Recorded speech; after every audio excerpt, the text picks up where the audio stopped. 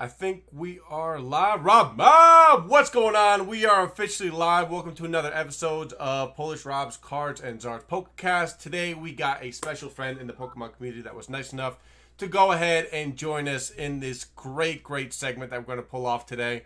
Let me go ahead and just bring him in. He is a Pokemon financial expert. He really knows what he's talking about. So we're going to talk some really great Pokemon investing and what's next and whatever you guys want to talk about. We'll bring it up. So, POKENAV, dude, what is going on, man? Glad to have you here. Hey, man, thank you so much for having me. Rob, Mom, thank you guys for having me as well. It's good to be here. Dude, it is a pleasure to have you on, man. I was looking forward to this all week because a lot of stuff has been going on in the Pokemon community, and I feel like it's not really talked enough about. There's not really enough time in the day right now to really talk about much of the stuff that's going on because everything is changing rapidly every single day, and you can only fit so many videos in a week or topics in a week before it starts becoming a little bit overbearing. But with you today, I wanted to start off with a little bit of evolutions because in the beginning, you were one of the first that said, what was it, like 2 months ago? 2 months ago or so that you were like, watch out for evolutions. It's going to be the next big thing. Like, it's very underrated right now. And now we're looking about, 3 weeks ago or so, and it's absolutely just at the top of the market right now. Yeah, actually, it was my very first video here on YouTube that I was talking about evolution. So this would have been back in May, like the beginning of Oh, May. wow. So not 2 months ago.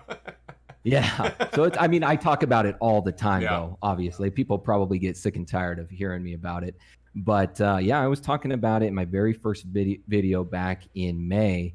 And, I just saw all of these characteristics about evolutions. I had been watching it for the last few years, and I knew that at some point it was poised for growth. I didn't know how long that was going to take.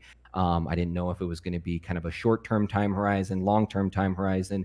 But there were a lot of factors that I saw in evolutions that definitely signaled the right path for me. Yeah. You look at it, when it came out, you look at it was released right around the same time as Pokemon Go. That, to me, was the big renaissance for Pokemon. That's when you saw a lot of people coming back into the hobby.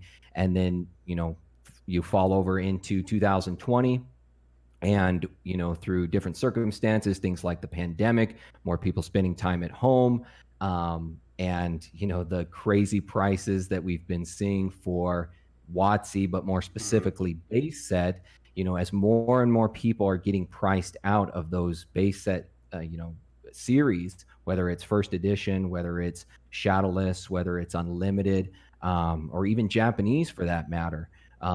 The next best option for people is evolutions, because you essentially have the exact same cards, but at a much lower price point. So you still get that nostalgia, just without the high price tag. Yeah, exactly. Now, do you think it's basically, I wouldn't say the seasoned collectors really that have been in Pokemon for at least, like, let's say the last year. It's more or less the Pokemon community that's kind of joining ever since the high influence recently of like Logan Paul, Steve Aoki, you name it.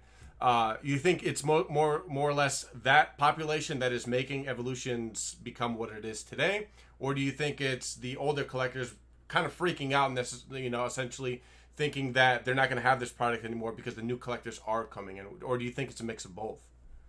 I think it's kind of a mix of both. I think that a lot of the new collectors that are coming in, like I said, they're trying to get their hands on what they can, what's attainable to them. And with these products out of reach, I think that they're naturally migrating over to evolutions. But I think also, you can even watch guys like SM Pratt, for instance. Watch his videos. He's a big fan of evolutions. He's a big fan of it from a nostalgia standpoint. He likes to crack those boxes open. So I think even seasoned collectors and investors, I think they're starting to see the potential here. And we have, as many of you out there will know, my background is in finance and financial management. And, one of the things that we constantly study is the economy. And there's this philosophy in economic philosophy called the trickle down theory. It's basically where you pump money in from the top and it trickles down to the bottom.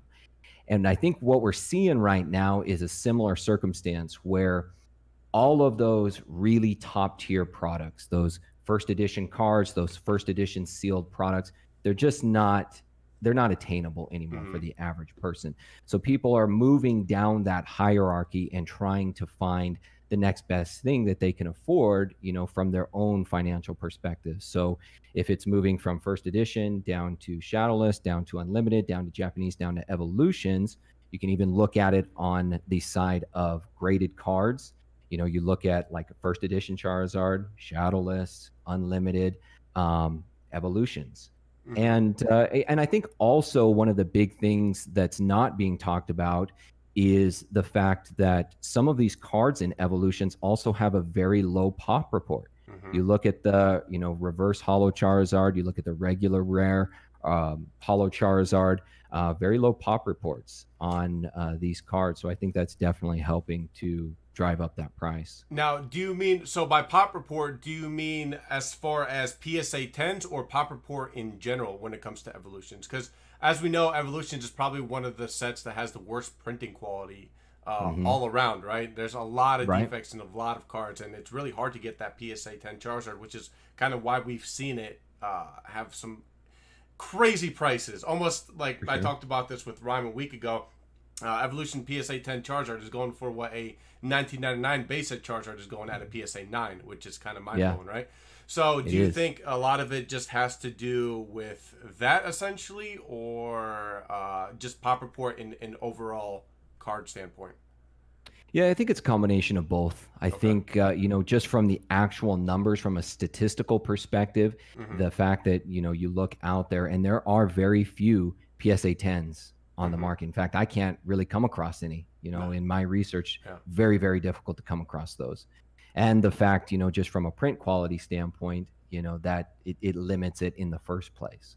So I think that's, you know, that's lending to, again, that overall growth that you're seeing. But, you know, when you look at evolutions as a set, you know, there's a lot of cards in there. And the pull, even though, you know, the quality of, you know, some of those more top tier cards aren't that great, there's the pull rates on evolutions, especially on booster boxes, is quite good.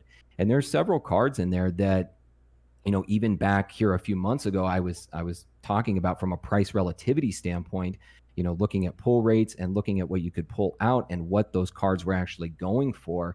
Evolutions was a steal at $100 a booster box compared to what you could potentially pull out of there, and what a lot of people were pulling statistically. You know, that price relativity measure was, again, it was just telling me this is it. At some point, something's got to give. Something's got to give.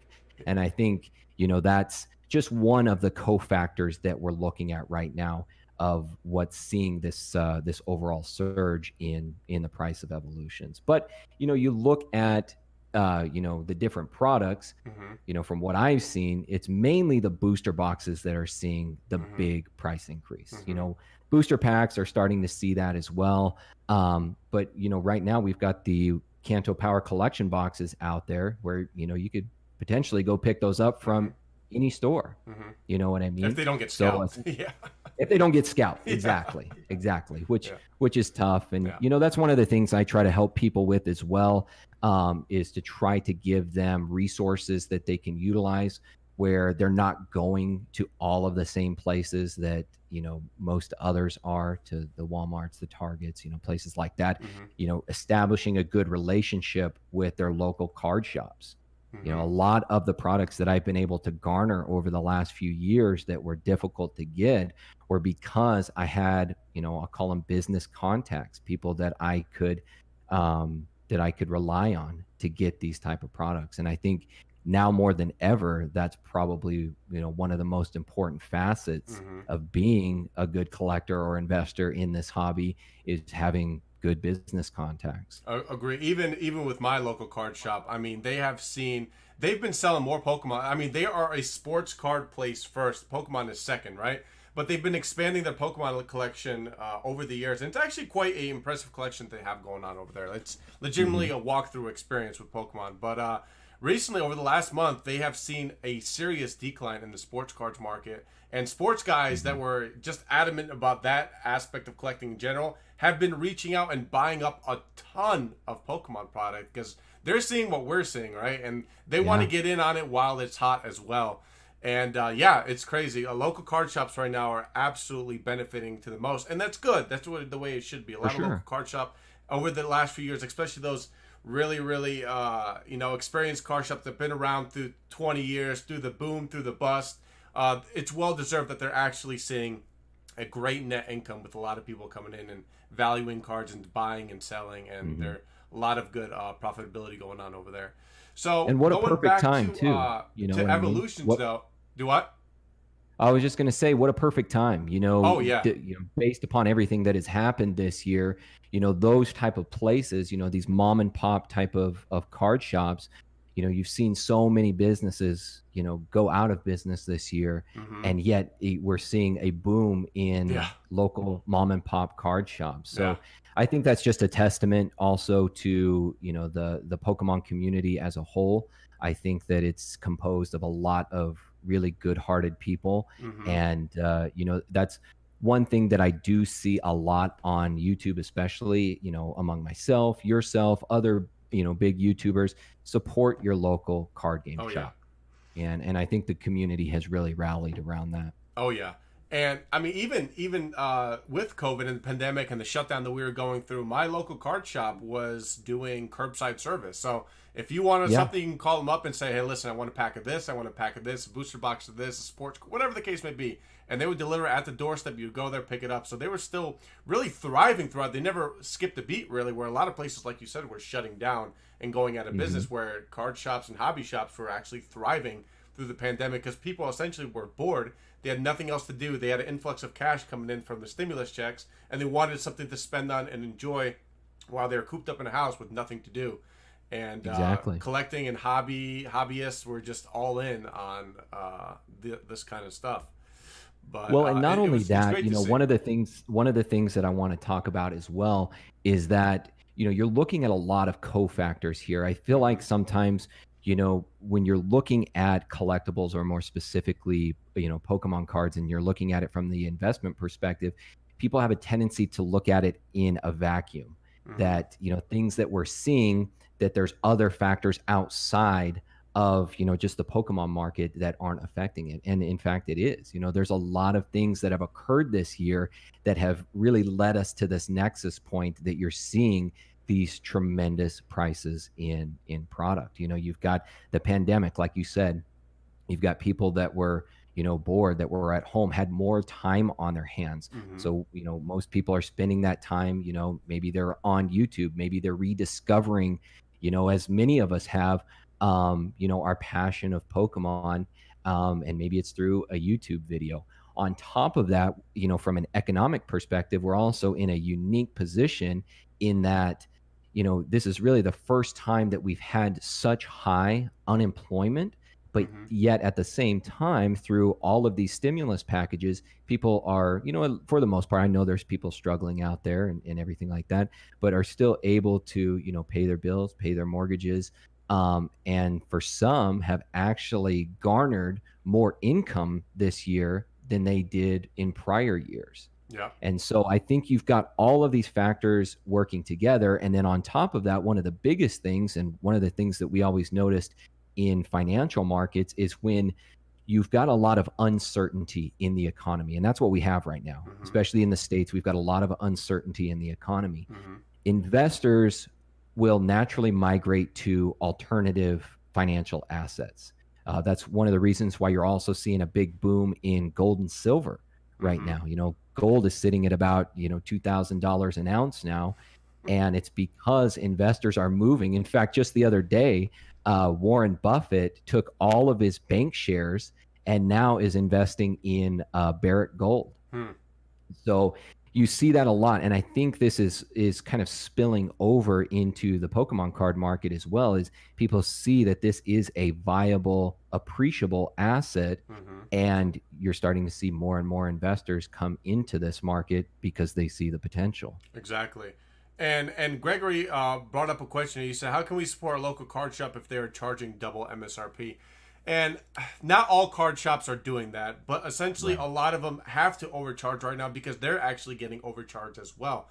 I know that Hmm. my local card shop was not getting Champions Path Elite Trainer boxes for, I think it was $35 or $40 if you were if you had your licensing to distribute. Yeah. The local card shops are paying about $60-$65 and selling them Yeah. for about 85-90. But the thing is, when you go to a local card shop, these places, they want to have your business, right? And they want to at least have the product available for people. So when somebody comes in, they're not disappointed with you telling them like, "Hey, we don't have this, dude. I'm sorry." They want to have what you're looking for, For and sure. they are paying more themselves just to get the product in. And they're getting Hmm. overcharged themselves. They're not getting it for that cheap price like they normally do because the distributors also know that they can make a little bit more off the top if they wanted to. So they're actually overpaying Yeah. too. So local, at least mine is trying to do the best they can to keep business afloat, obviously, and still have product there at the same time. So Hmm. I mean, it's a delicate balance, and yeah, we as collector, like it makes us upset that we would have to overpay for something, but if you kind of dive a little bit deeper into that aspect and realize what they're actually paying for and what they have to, they got a brick and mortar store, they have to pay rent, they have to pay electrics, they on top of paying extra for a product, they they have to sustain their shop as well. So which is why they have No to doubt. charge that price that they do, not because they're wanting to. They're trying No. to get over on you. It's just because that's just how business works sometimes, unfortunately. Well, and exactly. And they've got a business to run as well. And what everyone has to realize is that we are in a unique position this year in that, because of the pandemic, we don't have the same type of manpower to be able to produce Mm-hmm. these products. So that's Mm-hmm. why you're seeing a shortage. So again, there's all of these cofactors that you have to take into consideration.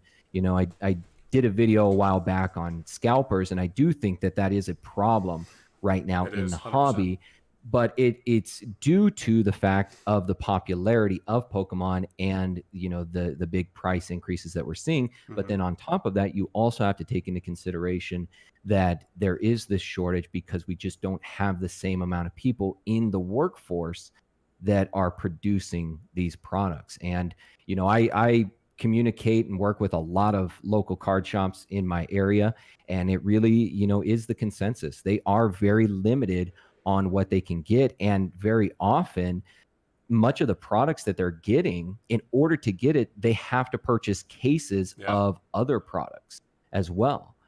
So their hands are tied in a sense as well. And so I think that for the most part, most of the card shops are trying to do a good service to their community and to their customers. But in the end, they are a business and they do have to try to make a profit as well. Yeah.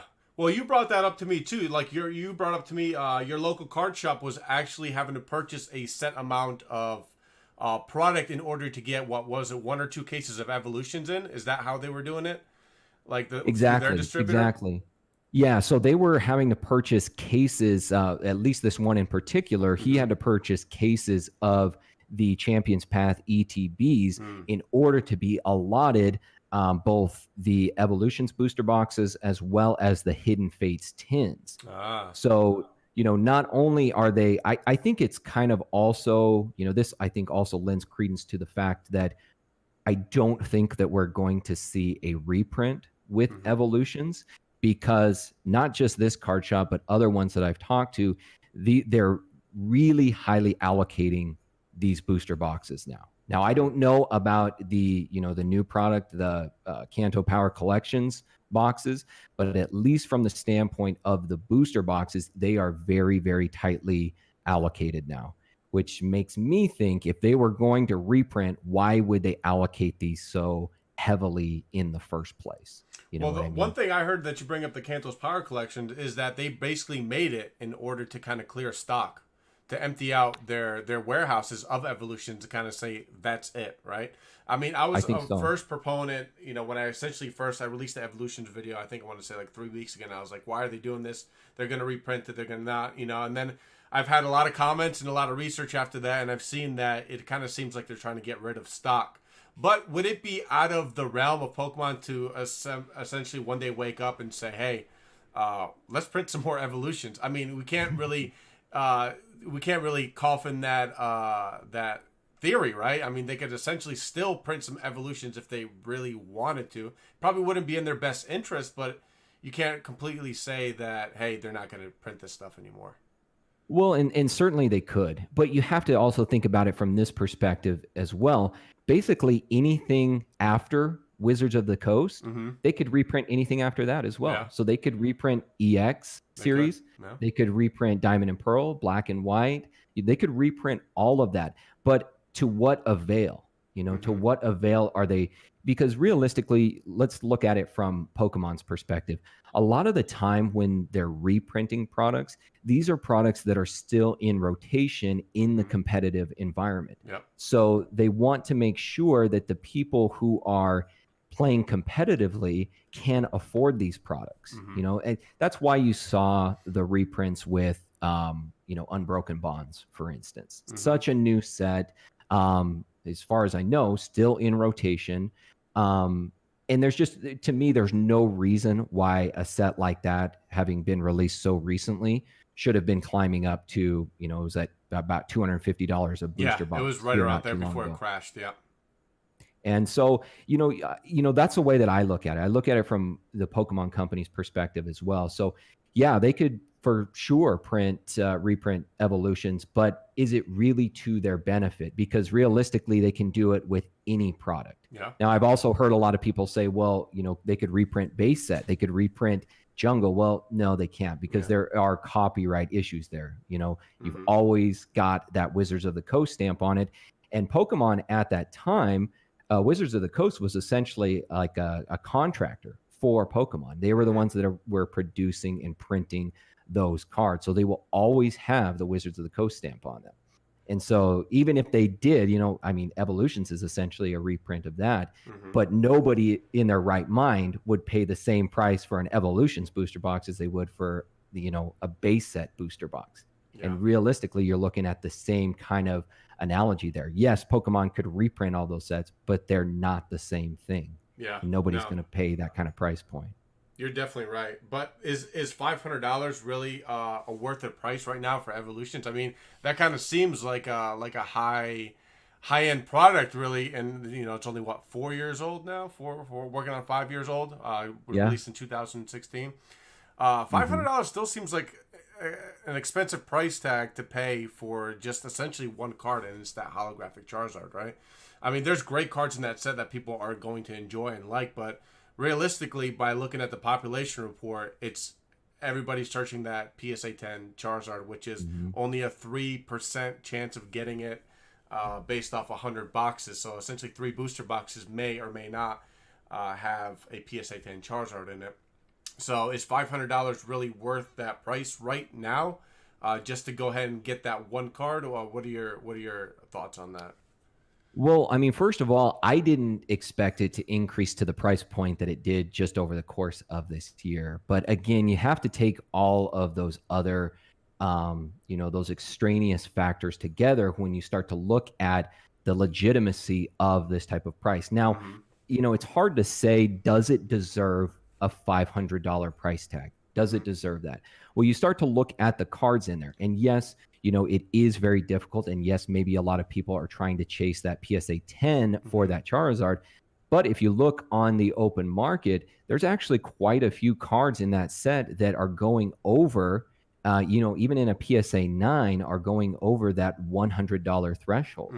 So even so, and when you start to factor in, the pull rates on these booster boxes, which are quite good, again, looking at it from a price relativity perspective, I still think that it's still a good buy. Now, if, we see the cards sort of plateau and then the booster box continues to climb in price, That's not what you want to see. Mm-hmm. You know, you want to see those cards within the set start to increase congruently with the booster box itself, Mm-hmm. which you look at some of the previous sets. In fact, I'll bring up, you know, Unbroken Bonds. You know, there's some cool cards in there, but you start to calculate it from using that price relativity measure, Mm-hmm. and it just didn't add up. You know, the cost and the price tag of that booster box compared to what was in it, and then also looking at the pull rates, you know, that's one that I didn't necessarily agree with. But and then you also have to take into consideration, you know, supply and demand. As we've seen, these products are getting more and more allocated. And so what you may have is a lot of, you know, in the tech world, they call it early adopters, Mm-hmm. and people who are seeing that, these aren't coming out anymore, and are therefore trying to, you know, basically jump on the supply that is left and try to get it at this lower price point before it does start to really take off. Yeah. And so do you think that, I mean, we all know that PSA is behind 6 to 8 months. I mean, they're really behind on their stuff.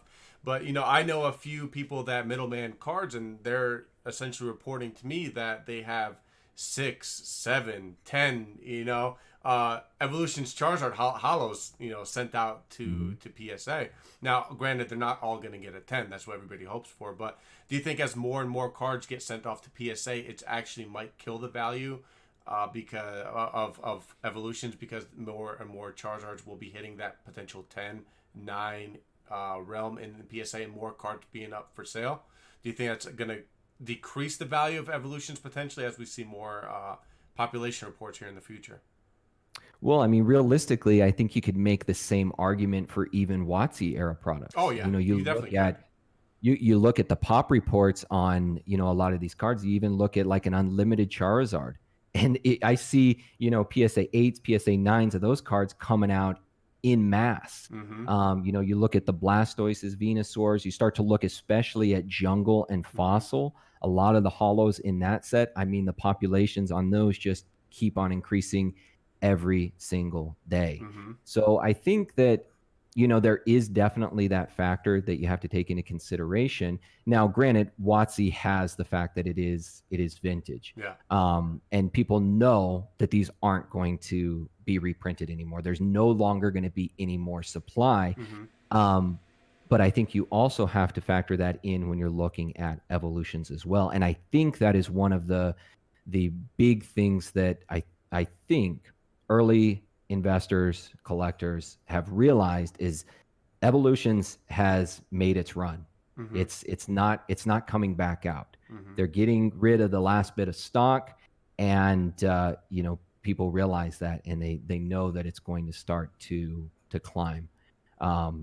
But yeah, you know, I look at the same type of thing with vintage as well.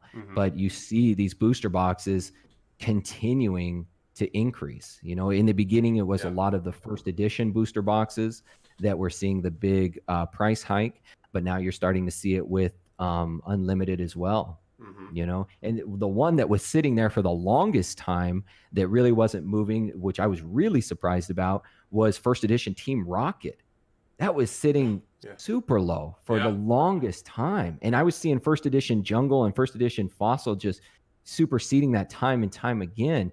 And you know, to me at least, I thought the Team Rocket overall was a much better set than either of those. Agree. Me and Yizzy actually talked about the Team Rocket first edition booster box, and we saw one for sale. I think at that point in time, he can correct me if I'm wrong in the chat, but I believe it was around $7,000 at one point, between that $6,000 or $7,000 mark. And he called me up and said, "Hey, do you want to go in on this box?"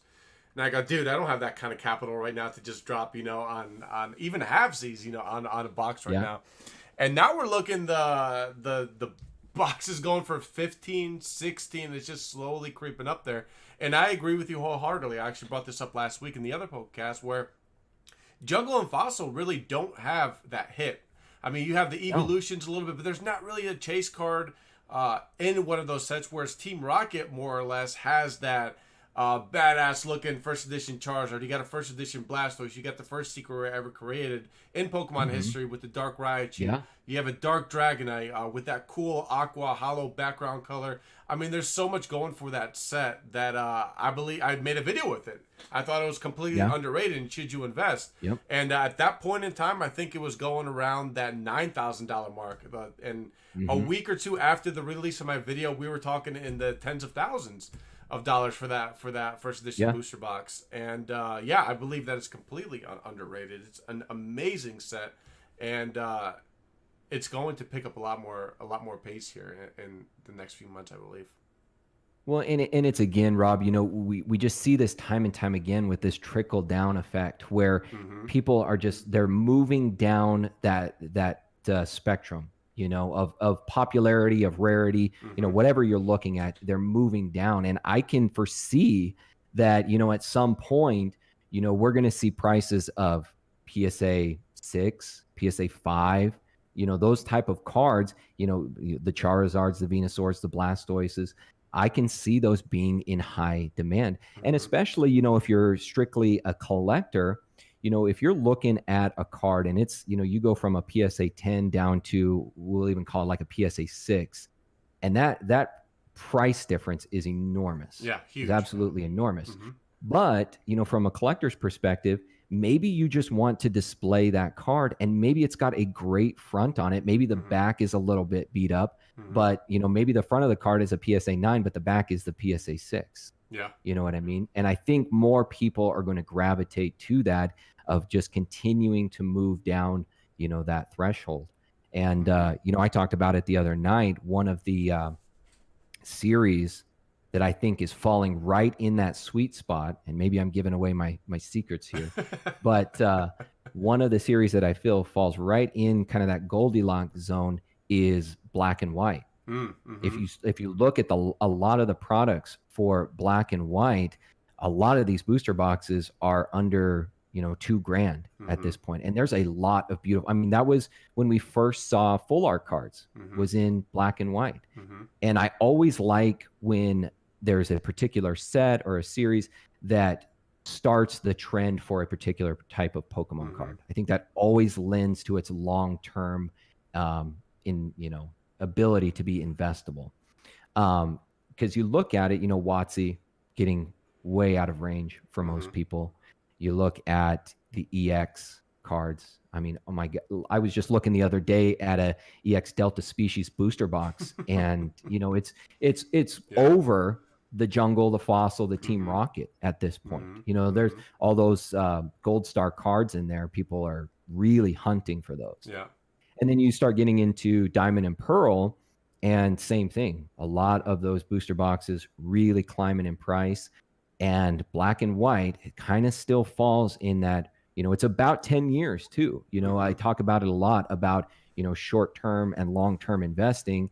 And in the financial world, we describe a long-term investment as 5+ years.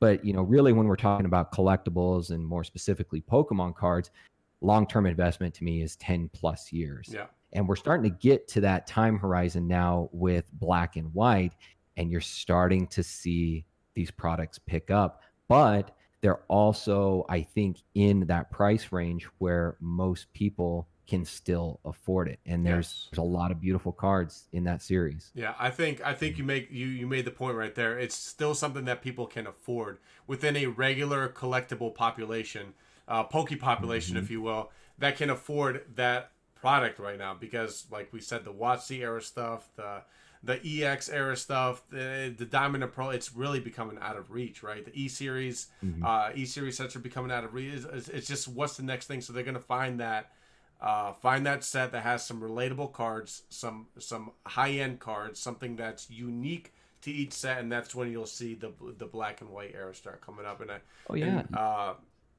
that was mentioned last week as well too. I mean, it's just, you know, the bigger influencer out there are looking the same thing, and they're actually buying into this product. They're not giving away their secrets yet, but they're buying into this product as well. And I'm hearing more and more like, oh yeah, I picked this up, or I picked that up, because they're looking at it the same way that we're looking at it right now. About what's, because you know, I mean, who wants to pay $10,000 for a booster box later down the road when you're still able to get it maybe for that $1,500, $2,000 range. Right. I mean, not a lot of people. But Mm-hmm. yeah, I mean, I agree. I agree. There's a lot of sets out there too that eventually are going to start being, I guess, what's the word I'm looking for? Found out. They're going to be, you know, they're not going to be slept Mm-hmm. on anymore. They're going to be bought up in the market Right. here shortly. They're undervalued at this point. Yeah, yeah, very Yeah. very undervalued. You And know, I have my eye that's on a the couple sets as well, but we'll see. yeah. We'll see how deep into my pockets I can get to right now. Well, and you know what a lot of people have to realize is that, and one of the things that I try to promote is finding opportunities where you can, wherever you're at, in whatever financial situation that you're in. There's a lot of opportunities that exist within this hobby. It's just you have to dig a little bit deeper, you have to look a little bit harder, you have to do your homework. Mm-hmm. But there's opportunities all over. I mean, I learn every single day about new products in the Mm-hmm. TCG. I mean, it's almost overwhelming how much is actually out there. You know, and you start to look back at there's a lot of products that even precede the English TCG. You know, when you go back to like the vending series, those type of cards. You know, that Ivy Pikachu. You know, those were Mm-hmm. essentially the very first Pokemon cards ever released, Mm-hmm. and you can still pick up these cards out on the open market for cheap, in Yeah. my opinion. Yeah. You know, and so it's just really trying to find opportunities where you can, and not necessarily following that kind of herd mentality of, you know, because we all know what are popular products. You know, Mm-hmm. it's in our face constantly, but Mm-hmm. that doesn't mean that you have to try to invest in WotC. That doesn't mean you have to invest in EX. You know, there's a lot of people that can make a stake in just undervalued products that people aren't looking at, and there's Exactly. tons of them out there. Exactly. And I mean, not even Pokemon cards in general. I mean, that's when you have a financial back. When you look at the stocks as well, I mean, when you're coming into the stocks for the first time, you're not going to be looking into for something like Apple. We know that Apple is going to be tried and true. It's a well-established company. Mm-hmm. They're going to be, you know, they're going to go up and down, but necessarily you got a safe bet, right?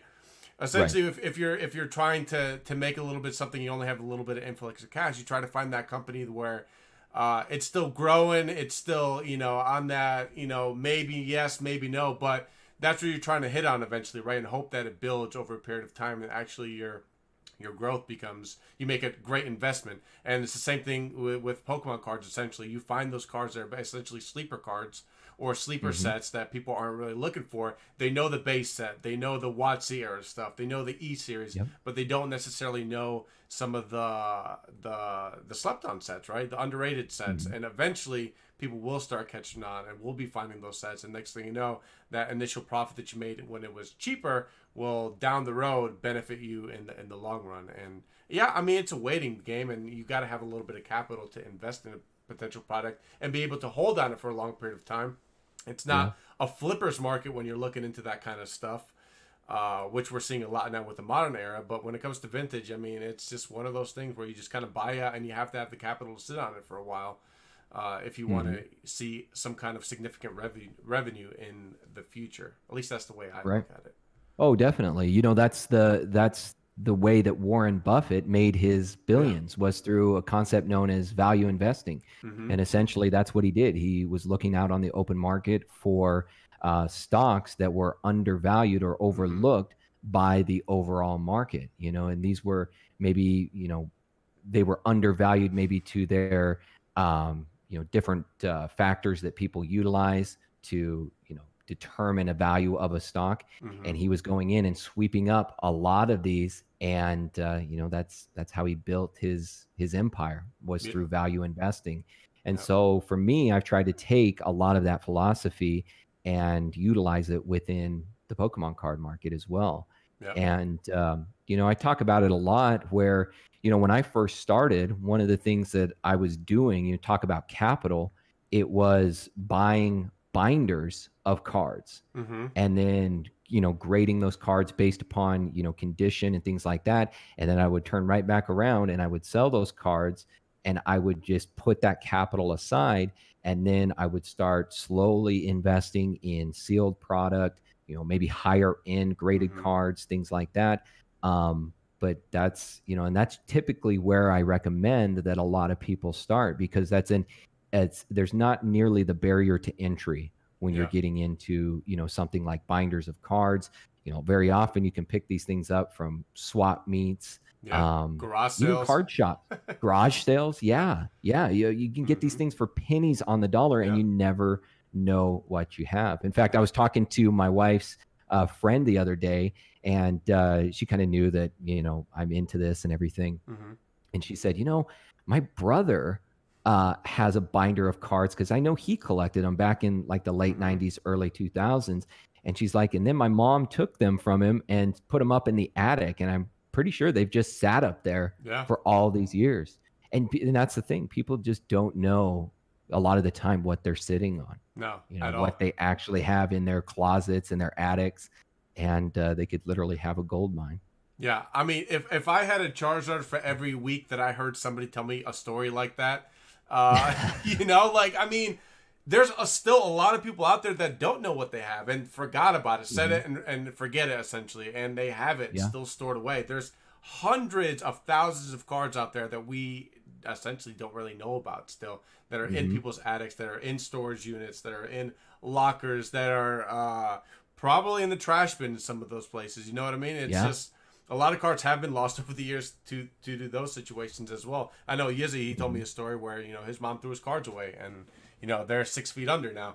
But, yeah, there's a lot of those situations as well. And you can go to the garage sales. And I have a buddy that's locally that went to a garage sale, and he found some long crimp, believe they were fossil packs at a garage sale that he got for a steal of a price, because, essentially the guy didn't know what he had. And he was like, well, I'll give you $25 a pop for the packs. So he goes, yeah, sure, here you go. So there's areas of approach that you can take to like you said, to start off small, to go to these different, do your research, go through a little bit of trouble, but in the end it'll pay off, and you're able to store away some capital and purchase that really big item that you're looking for. There's always a way to start, in any kind of venture, whether it's Pokemon, whether it's investing in the stock market, anything. Back when I was an advisor, I used to have conversations with people all the time, and I actually did a video, one of my first videos. It was around how you can invest in Pokemon with less than $200 a month. And, just going into different type of budgeting techniques that you can utilize, how you can reallocate your budget, to suit that, maybe even pick up, if this is something that you really want to dive into, and, your finances are coming up a little bit short, maybe you just pick up a part-time job. And maybe that is essentially your angel investor for your Pokemon card investments. You know what I mean? And, even simple things, I'm sure you've, heard about this before, but, one of the things that people often do is, they maybe on their way to work in the morning, they pick up, their Starbucks or something like that, $6-7 a pump. When you add that up, 5 days a week, 6 days a week, over 52 weeks, there's your black and white booster box right there. 100%. Treat yourself to a Christmas present at the end of the year. Yeah, 100%. That's exactly correct. I know there was a lot of ads out there for smoking commercials too. If you set this much money aside, this is how much money you're spending in smokes, and you could have saved it to buy a car or a house, or whatever the case may be. It's a lot of money. Those extra things that we use that we don't really think about do add up over a period of time. I mean, like you said, Starbucks is $7 for a coffee. Some of the most expensive coffee you can get, over 5 days a week. It really adds up over the course of a month, especially if you do it every day, because that's your early morning routine. That's a lot of money. That's hundreds of dollars in Starbucks coffee that you're spending, where essentially you could have put that money to the side and put it towards a investment or a bigger purchase for the future. And definitely. Yeah, it definitely applies over to Pokemon. And so when it comes to investing, is modern stuff really investable right now, or is it more or less a scalper market? Because it seems to me right now, with anything modern coming out, it's mostly a buy it and flip it kind of deal. It's not really anything really investable, right? I mean, where do you see money in modern stuff right now? you have to look at, look at the set, look at what cards are in that set when it's released, look at the popularity of it.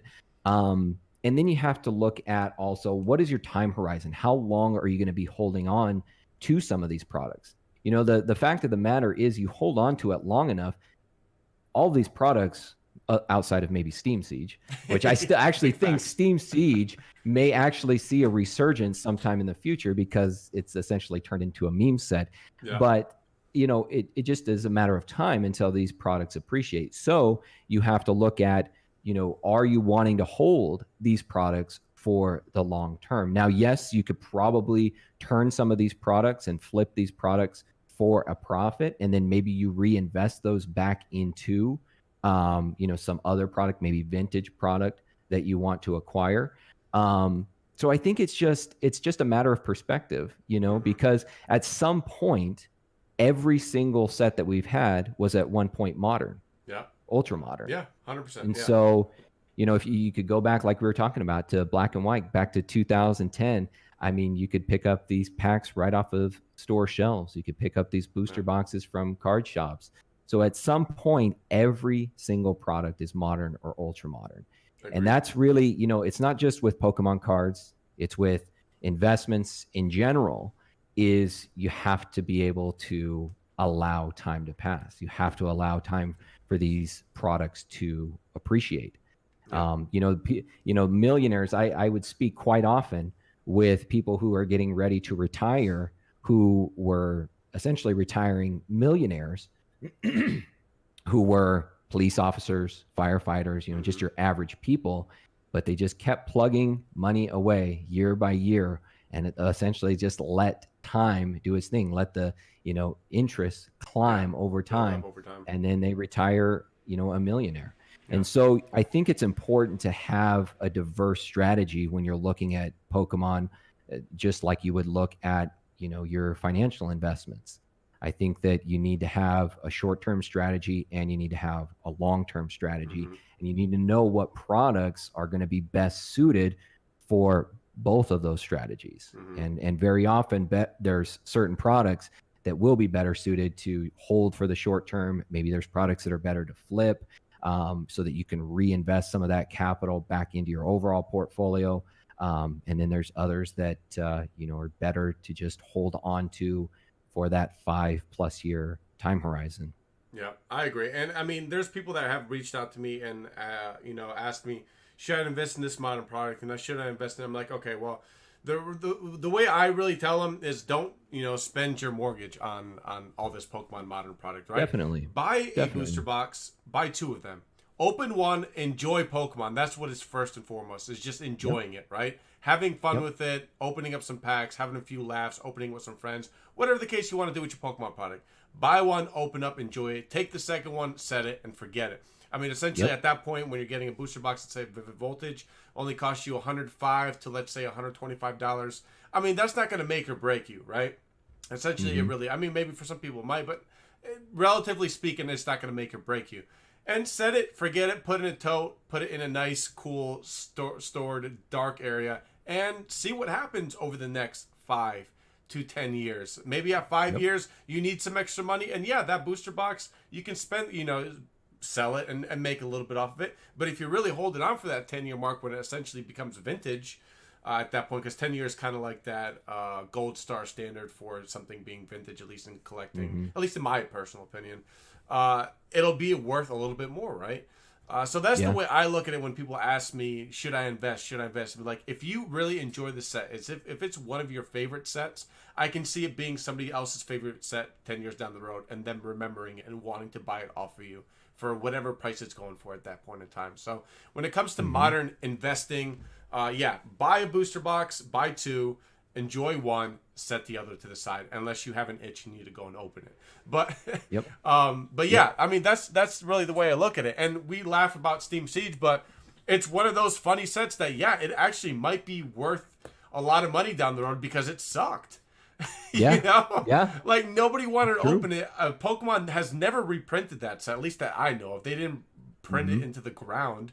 They kind of printed it. It wasn't a hit, and it sat on the shelves. And it might be one of those like gimmick things down the road where it's actually worth a pretty penny, just because we know that as a set that was terrible, and nobody wanted to open, but it could be one of those corner piece investments that somebody has just to be like, hey, this is the worst set ever made by Pokemon. I know I don't know if Dragon Ball Dan is in here, but he'll be in my DMs just cussing up a storm because he loves it. He swears by Steam Siege, whereas I always trash it. But well, was it Steam? Oh, no, I don't think it was Steam Siege. I'm trying to think of the last time that, because we just had an Alakazam V that was released, and I'm trying to think back. I know it's been quite a while since we saw. I don't even think since we saw Alakazam. Ooh, it was the gold Alakazam. It had a gold border on it. Braden actually pulled that card, and I can't remember for the life of me. If someone can help us out in the chat, maybe look it up by any chance, and let us know where the last Alakazam. But it might have been Steam. No, it might have been Fates Collide. That's what I was thinking. I think it was Fates Collide last time we saw Alakazam. Yeah. In fact, I know it's Fates Collide because I actually have a Fates Collide. I've got a few Fates Collide packs, and it's got Alakazam on the pack art. Yeah. So I'm pretty sure that is a great looking card. And like I mentioned earlier, I think Vivid Voltage, now that we just kind of slid into that topic, is a great set. There's a lot of things going on for it for many different kinds of collectors out there. You have the amazing rares going on. You have Pokemon that really finally started making a resurgence, like an Alakazam, for example. Pikachu has finally gotten a little bit of love. It's been a reverse holo in the past. It's just been a regular card for so long. We're seeing the V, the full art, the chunky Pikachu full art VMAX, and then we're seeing the hyper rare VMAX. There's a lot of Pikachu collectors out there. I mean, it's one of the most popular, if not the most popular Pokemon, aside from Charizard as well in that same kind of realm tier. But a lot of Pokemon are getting love that have not seen it in the last couple of years, really, right? Since like Unbroken Bonds and those other sets. A lot of these Pokemon are just kind of like resurging in Vivid Voltage, and it's making a really good, if not one of the best Sword and Shield era sets that I've personally seen so far. I agree with you, and I've said the same thing. I think as a set, for the set as a whole, I think it's the best Sword and Shield set we've had thus far. Yeah, it looks good. It really looks good, and the amazing rares are really there. I guess in the reverse, I haven't opened a pack of Vivid Voltage, so I'm sorry if I'm wrong. But I think the amazing rares are going to be in the reverse holo spot, and then you'll have the rare behind that. So that's kind of coming from Hidden Fates, which is a very popular thing with that shiny vault they had going on. Yep. And it has, like I said, it has the amazing rares, kind of like a side collector piece. And then you're going to have your regular full arts, your Vs, your hyper rares, and essentially it's a huge set too, over close to 200 cards. I think it's like 195 cards or so in Vivid Voltage or something like that. So it's a big collector's piece, really. It's going to be a lot of fun to collect, and it has different aspects of Pokemon collecting. Of course, the Charizard, right, non-holographic, and then the reverse rare, and then we're going to have the Vivid Voltage stamp from the build and battle boxes. It just has a lot, and a lot of it adheres to a lot of different collectors out there that are searching for different things. And what's really surprised me about Vivid Voltage is the build and battle boxes. Typically those are like the least popular product to come out with a new set, but with those alternate art promo cards in there, the Charizard specifically, and especially the ones that have the staff print on them. I actually recommended the other day that if you're going to hold a product for 1 to 5 years and you're going to want to turn it from Vivid Voltage, that would probably be the product to do it with, because I actually see those appreciating more in the short term than even that of the booster boxes or the ETBs. And I think a lot of it has to do with those promos that are in there. Yeah, you're spot on, because I mean we can go back a couple of years with Team Up. Those build and battle boxes are catching a pretty penny right now, and so are the Evolutions build and battle boxes. They're I mean, that's pretty much short term, right? I mean, Evolution's 4 years old. Team Up was 2 years old, give or take. Maybe almost 2 years old. And those are, I think, the build and battle boxes from Team Up are going for almost $200. More or less. And that also has the Charizard in it, right? With the inside the Team Up. So yeah, you're completely right. I agree with you. Those build and battles would be kind of the short term, and we're already seeing it.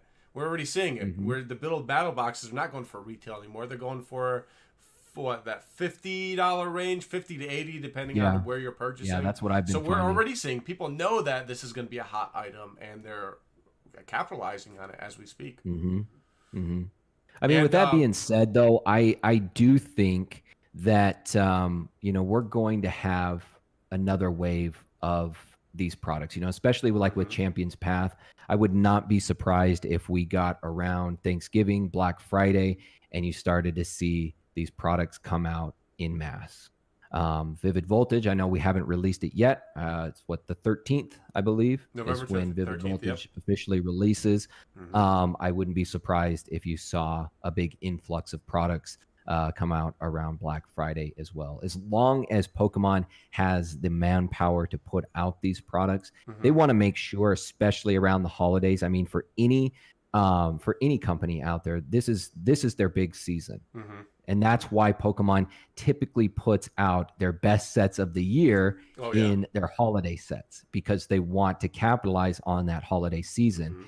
And I just don't see Pokemon as a company letting the holiday season pass by and not putting out more of these products, as long as they've got the production means to do so. Yeah, I'm already seeing it really in Twitter feeds and Instagram feeds and Facebook as well, where people are posting pictures of a bunch of Champions Path ETBs in some Walmarts. And I mean, it's already known that we're going to see a third wave of Champions Path, which was never supposed to happen in the first place. We knew the second wave was happening, then they released the Hidden Fates ETB reprints and said that with that wave, we're going to have another Champions Path ETB reprint as well. So, yeah, there definitely is going to be resurgence. And it's kind of, you're right, in the holiday season, they really kind of try to push this product in so much as they can, because they know that a lot of people are going to eat it up. But they're around that time releasing the 4.5 Shiny Vault 2.0 along that time too. So if anybody did not get any Champions Path, I think it's the perfect time to get some Champions Path, because no one's really going to be looking at it as much as they are going to try to eat up that 4.5 stuff. That might be your time to kind of sweep underneath the radar and get yourself some Champions Path, because it is going to be out around that time as well. It's going to be part of the third wave. Just because they have a third wave coming doesn't mean they ship it out all at once. It's going to come in different tiers throughout that month, and it's going to hit somewhere around that Shiny Vault 4.5 as well. And it might be and you make a really good point there. If we look back to 2019, around Thanksgiving, Black Friday, they had Hidden Fates tins going for like $10 $10 a pop. Yeah, everybody was tired of Hidden Fates at that point. They were moving on to the next thing. Yeah. And so I think you're spot on there. I think that with the release of 4.5 Shiny Star V, which is looking like it's going to be our front runner for the 25th anniversary set coming out in February, I think a lot of people are going to be really focusing their efforts in that area. And I could definitely see Champions Path and perhaps even Vivid Voltage get looked over during that time. Talk about a set that's going to be out of reach with the Shiny Star V. It is going to be so out of reach and overpriced and scalped. We think we see it bad with Evolutions, and we think we see it bad with Champions Path. This is going to be on a whole nother level.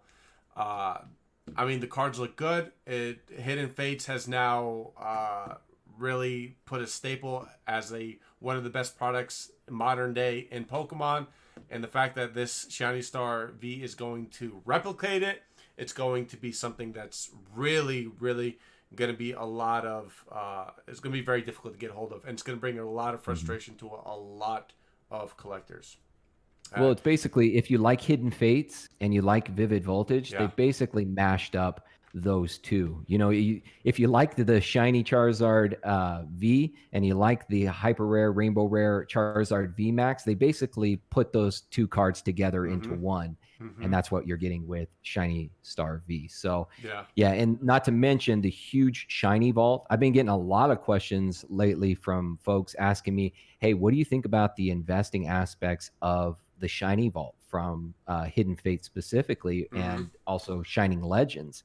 And, especially some of those cards in there, the Charmander, Charmeleon from Hidden Fates, I think those are definitely poised to see some really good growth. And especially if Shiny Star V, it gets the hype that we all think it's going to get.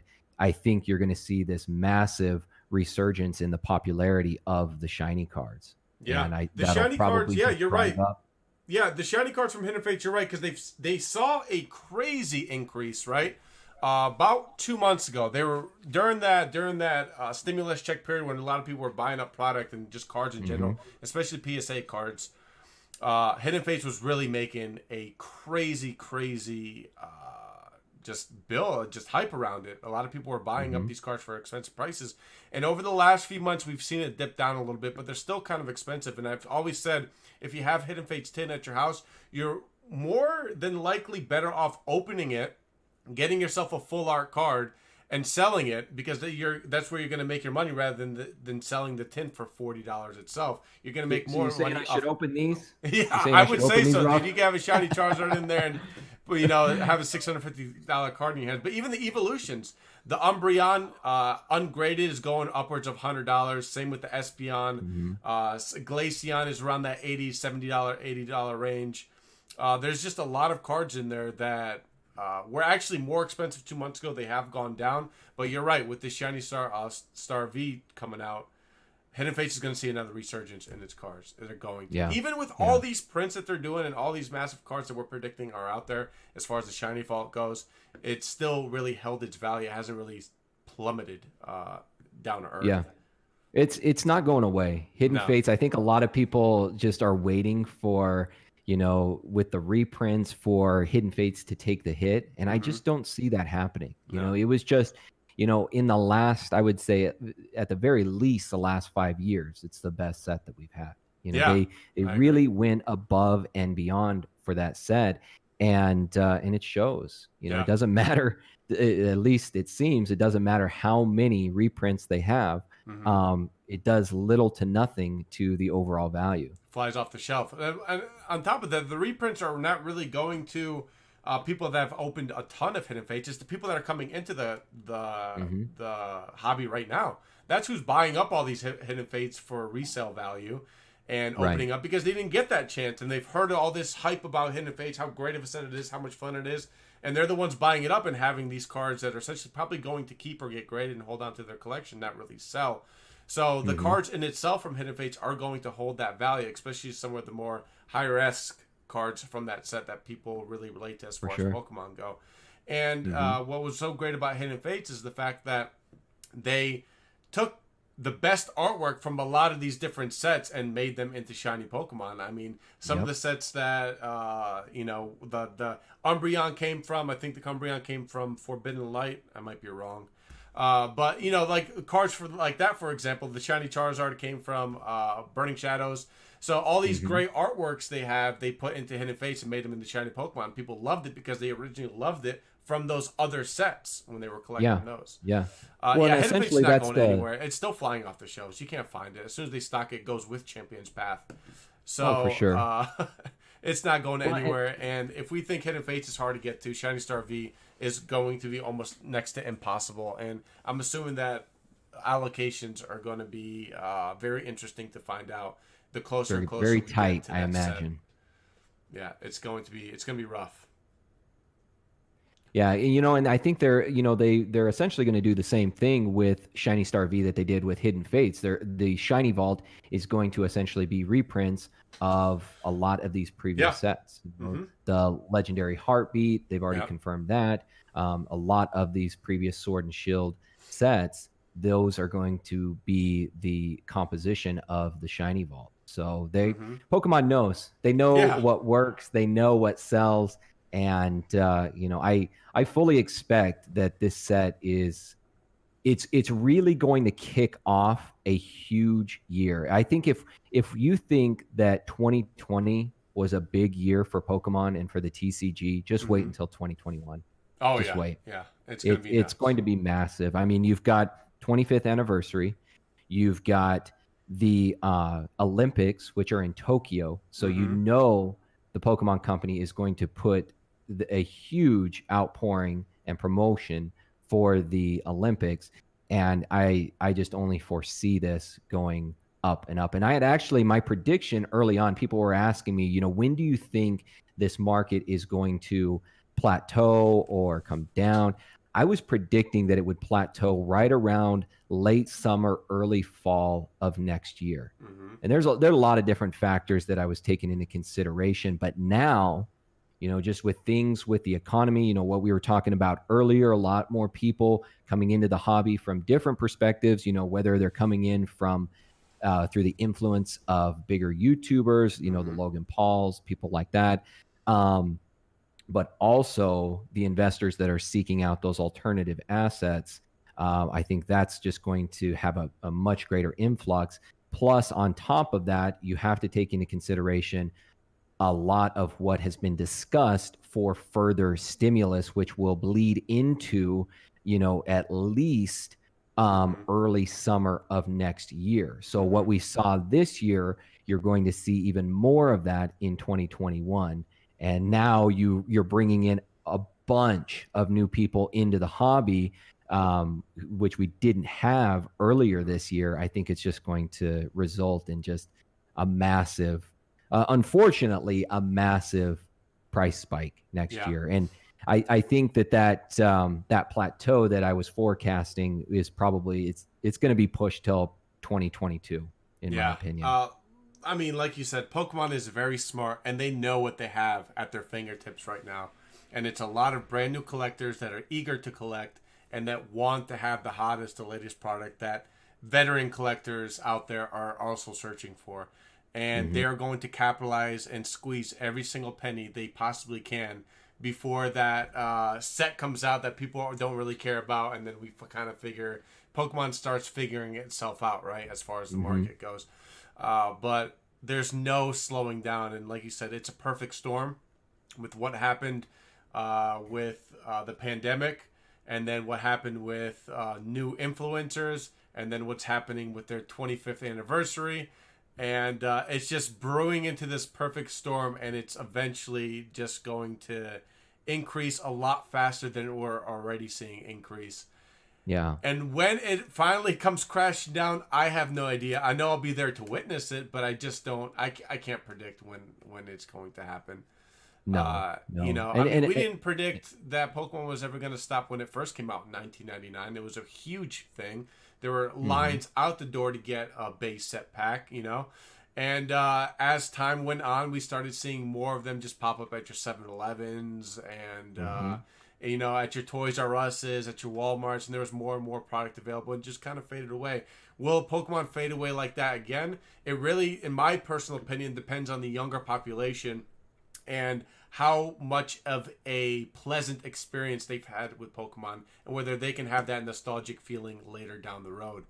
Right. It really depends on, in that aspect to me, whether Pokemon will still be able to sustain what they got going on right now down the road. Of course, we're not going to see this crazy boom forever. It's going to eventually plateau itself out, but will it ever go back down to like what it was between 2004 to about before the end of or before the start of Pokemon Go? It really wasn't a great time for Pokemon, but they still were putting out sets. They still were knocking stuff out, and that's why we're seeing some of those sets as well. Not to bring up old topic, but spike in price and get really bought up because people are realizing how great those sets actually were. Your Heart Gold, your Soul Silver, all that kind of stuff right there is actually pretty neat if you really get into depth of what those sets have. But and that most people our age missed out on, like you said, that was that lull period, for a lot of us who basically started in that, are part of that Gen 1 group.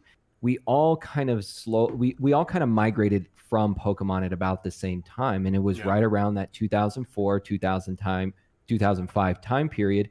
And then you had that lull, we were all at that point, going to high school, then going to college, going through our adult lives. Correct. And then it was 2016 with Pokemon Go that everyone came back in. Exactly. And they're starting to realize now, wow, there was a lot of great product in that 10-year time frame that I missed out on.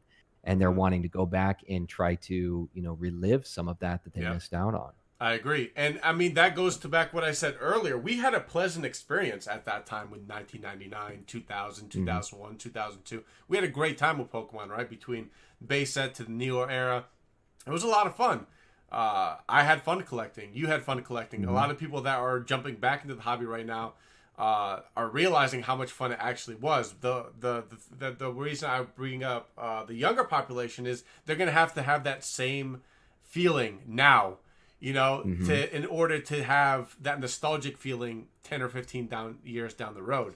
So Mm-hmm. what I said in a later video or earlier video was, if we don't have these kids, if all these people are investing, right, scalping the market, buying up the product, and not letting the younger population actually enjoy Pokemon, who's going to want to buy your invested product 15 years down the road, right? I mean, who's going to want it? I mean, we lived Vivid Voltage. It's only 10 years old. It's not that unique to us at that point in time, right? But to somebody that just started collecting when they were 5, 6, 7, 8, 10 years down the road, when they're in their 20s, mid-20s, 30s, they're going to be essentially the one that you're going to want to sell to, right? But if they never had that positive experience in the beginning with Pokemon, they're not going to want to relive it in the future like we are now, in that nostalgic feeling and wanting to eat Pokemon up as much as we can in a rapid span of time before it sells out. Yeah, and I think that definitely is something that you have to factor in, is what is their experience right now. But I think, to me, I foresee a pretty long and fruitful future for Pokemon, because you think about it, basically the people who are really collecting, getting back into Pokemon right now are the people that started with Pokemon. So, people 100%. your and my age. Now we are all starting our families as well. And I don't, my daughter already knows how to say Pikachu. She's just turned 2 and she can say Pikachu better than she can say Dada. Yeah. So we're passing on this love and this passion that we have to our children. And, as long as we're able to provide a good experience for them, we show them how much we enjoyed it. I mean, you think about it, probably an analogy would be like music. I'm sure a lot of the music that you listen to is probably music that you listen or that your parents played when you were a kid. Oh, probably, dude, 100%. It influenced your taste. Yeah. And so the things that we're passing on to our kids, this passion that we have for Pokemon, I only foresee it getting stronger later on down the line. To me, and I've said it before, I think honestly, Pokemon is in its infancy right now. It really is. I think it had its heyday in the late 90s, early 2000s. It went through a lull period, and right now it's kind of going through its infancy. And I think over the next 10, 20, 30 years, I think Pokemon, as long as it is a viable business entity, it's only going to increase in popularity, because we are essentially the generation that is going to be passing that on to all future generations. Yeah. And from the fervor that I get out there, from the people that are around our age from that generation, I just don't see that passion going anywhere. I only see it getting stronger. Well, first of all, I never left the 90s because I still jam out to the music I used to jam out to when I was sitting in the car seat with my mom. So let's just put that out there. Sure. Like, I will jam out to Ace and Bass any day of the week. I swear. Total Eclipse of the Heart, you will find me there. But no, dude. I mean, I think you're right. You make a strong point, really, with it being in its infancy. It definitely, I mean, that's what it seems like. A lot of the sets that should have been gaining value over that slow period of time in Pokemon is seeing rapid growth, because it should have been there 6, 7, 8 years ago. We shouldn't have been able to purchase a base set booster box for $1,500 7 years ago, right? I mean, that doesn't seem like something that would make sense with something that's supposed to gain value over time. So now that it's getting this nostalgia factor is really getting to it. It's spiking in that price because it should have been there, essentially from 20 years worth of time. It should have gained $1,000 every single year. It became $20,000. But anyways, long story short, I agree. I agree with you 100%. It definitely can be in its infancy, and the reason we're seeing the vintage product spike up is really essentially because it should have been there, and that's why it's moving so fast, right? Whereas some of the older, not really older stuff, the things that the Pokemon product that's only 6-7 years ago, will not see that rapid increase because it's just not as old as something from base set or Neo era or Gen 1 or Gen 2 product. Well, and I think what a lot of people have to realize too, Rob, is that, if we do see a dip in the market, if we do in fact see this quote unquote crash, the products that are going to be affected the most is modern and ultra modern. That's where you're going to see the biggest hit. Because in all reality, it is because of vintage that modern and ultra modern is seeing the kind of growth that it's experiencing. It's really vintage is propping up the modern and ultra modern market. So, if we do go through this period, which we probably will go through a dip. I don't think that we'll necessarily go through a crash, just kind of harking back to the conversation we just had about popularity and kind of intergenerational popularity. I don't think that we'll ever see a crash, but more than likely we will see a dip. And that's what, if you're an investor especially, you have to be cognizant of and you have to be expecting. And I tell people all the time, you don't want to be in a financial position where you feel obligated to sell. You always want to be in a financial position to where you can ride out those dips in the market. In investing, we have this tactic that we call it dollar cost averaging, that basically states you invest the same amount on the same periodic basis, no matter if the market is up or whether the market is down. So if the market is up, you're doing well, everything, you're plugging away, putting the same amount of money away. If the market is down, then guess what?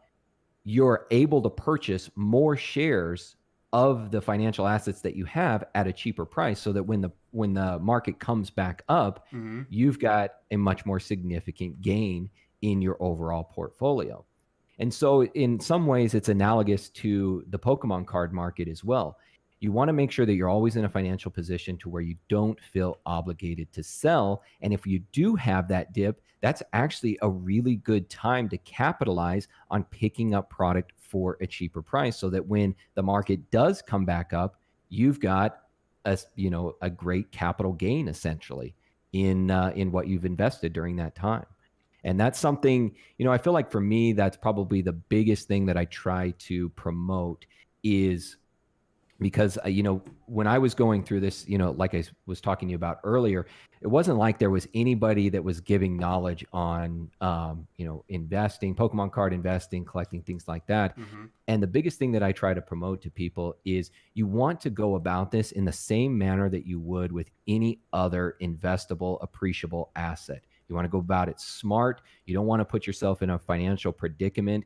And you don't want to fall into this trap of trying to, basically solidify some type of status or some type of notoriety by purchasing products that are outside of your reach. Agreed. You want to basically invest within your means, whatever that means.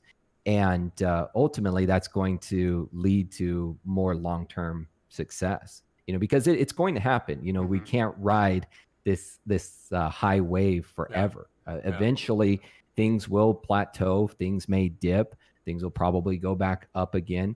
But you don't want to be in that position where you are, feeling like I've got to sell my product because I'm so strapped financially that I want to be able to hold on to my, mortgage or, whatever it may be. Yeah. And so I think that's something that we really have to get out there like I said, with Pokemon being in its infancy, that's something that you want to promote. And that's a good philosophy that I think you want to instill, because, talking about earlier where you said, is this something, are the scalpers, are, the investors, people scooping up product, is that going to affect the psyche of this younger generation with Pokemon? Well, I think this in the same manner, people who are getting into it now for the investing side of it, or even collecting, if they get basically a bad taste in their mouth by getting burned on, bad investments and bad financial policies, then what's going to happen to the hobby? You know what I mean? Then you're going to see a massive, you're going to see a lot of people that leave. And ultimately, I think if we establish that early on, and that's really what I try to do, is try to bring a lot of that financial expertise and try to help people at least form a foundation, Yeah. where they can ultimately be successful over the long term. Yeah, and I agree. I mean, you definitely don't want to spend upon your means, and you don't want to. You want to make sure that you have the capital to do it, because if you don't have the capital to do it and you reach your max point, for example, right, that's when you're going to see that projected dip, essentially, right? Because people can't hold on to this product anymore. They're not seeing it increase as rapidly, so they're now having to sell. And when you have, let's say, 100 buyers that don't have enough capital, and then they need to go ahead and sell this product all at the same time, they're going to be undercutting each other, which is going to drop the price of a product, is where you're going to see that dip, because people are essentially cutting each other off to try to sell the product as fast as possible because they're not able to hold on to it anymore. And it's kind of what I've seen happen with these base set PSA 9 Charizards right now. I've been keeping up with that, and I think the highest one sold for around $6,000, somewhat around that range. And recently, the Charizards have now been selling for, it went down to like $5,500, $5,000, $4,500, $4,000. It's essentially the people that are buying it up thinking that it was going to spike to $10,000 are like, whoa, this isn't moving that much, and this was supposed to be a week-long thing for me, and I was supposed to flip it for a $1,000 profit. Are like, man, I can't hold on to a $6,500 card. I don't have the capital to. I'm going to sell it as fast as possible. And then why you see it taking it as a loss, and essentially having a bad experience because they're getting burned. And same thing goes with the modern day product as well. People will buy up a ton of it and think that they're going to be able to flip it or sell it in such a quick amount of time. And then they realize that rent's coming up and they don't have the capital to hold on to this Pokemon product. And now next thing you know, they're selling it for a MSRP price or lower than that. And you're seeing a dip in that product because they can't afford to keep it because they're trying to get rid of it to pay their mortgage or rent or electric bill. And that's why we see the dips in the market. And what I'm seeing with the Charizard PSA 9 right now. It's dipped. It went up really fast, and now it's falling back down. I don't think it's going to crash and burn like you said. It's not going to completely go to the ground, but we're seeing dips because of that, like you mentioned, capital and going in about the correct way without being able to ride out the dips in the market and being able to hold on to the product without freaking out. But these are all things that we learn. This is all things that you learn as a community, as a hobby, as a Pokemon card market. People will start to learn these different things, because I mean, statistically, I knew that something had to give. I knew that, these prices that were getting bought up at, you look at it. Now, this is just anecdotal, but I was hearing several reports throughout this year of people who were putting their Pokemon card purchases on credit cards, taking out loans to buy these type of products. Now, I don't know that for a fact. This is mainly just anecdotal, but it wouldn't surprise me, honestly. It really wouldn't surprise me. And so I think you're right. I think it's something that we, if we establish this early on, and then on top of that, this was the other thing I was thinking of, statistically, I believe at this point, it's over 80% of the U.S. population lives paycheck to paycheck. I mean, we saw that with the pandemic. If it wasn't for the stimulus, there is absolutely no way that the majority of this country would have been able to live, really. So when I see all of this expensive product being bought up, I knew something's got to give. You can't have 80% of your population. You can't have just 20% that is actually purchasing these products. There's people that are, and then when I started to hear some of these reports coming out, it started to make sense. Yeah.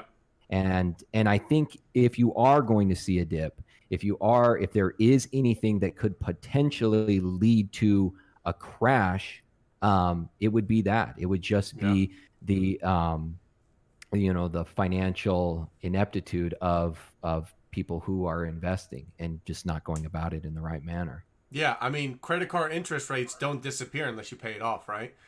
Yeah. I mean, they're gonna build up over time, and if they're buying a $6,000 card and they're only seeing it increase $25 a month, essentially they're still losing money on the interest rate alone on their credit card, right? Exactly. So that's when you see somebody freak out and sell it for a lower price just to kind of put it back on their credit card, which they shouldn't be doing really in the first place if they're looking for a investment. What they're basically looking for at that point in time is something that they're going to purchase. They think they're going to make a quick buck and then pay off their credit card and have something else to essentially, invest for as well. And that's I think the big precursor to that is that people go into this without having any kind of plan. Like you need to have a blueprint going in of like, okay, here are my goals. This is how I want to be able to achieve them. And then that's where you go out and you start, doing your research. You start accumulating knowledge of, okay, here's my blueprint. Here's my plan. Here's how, here's the capital that I do have.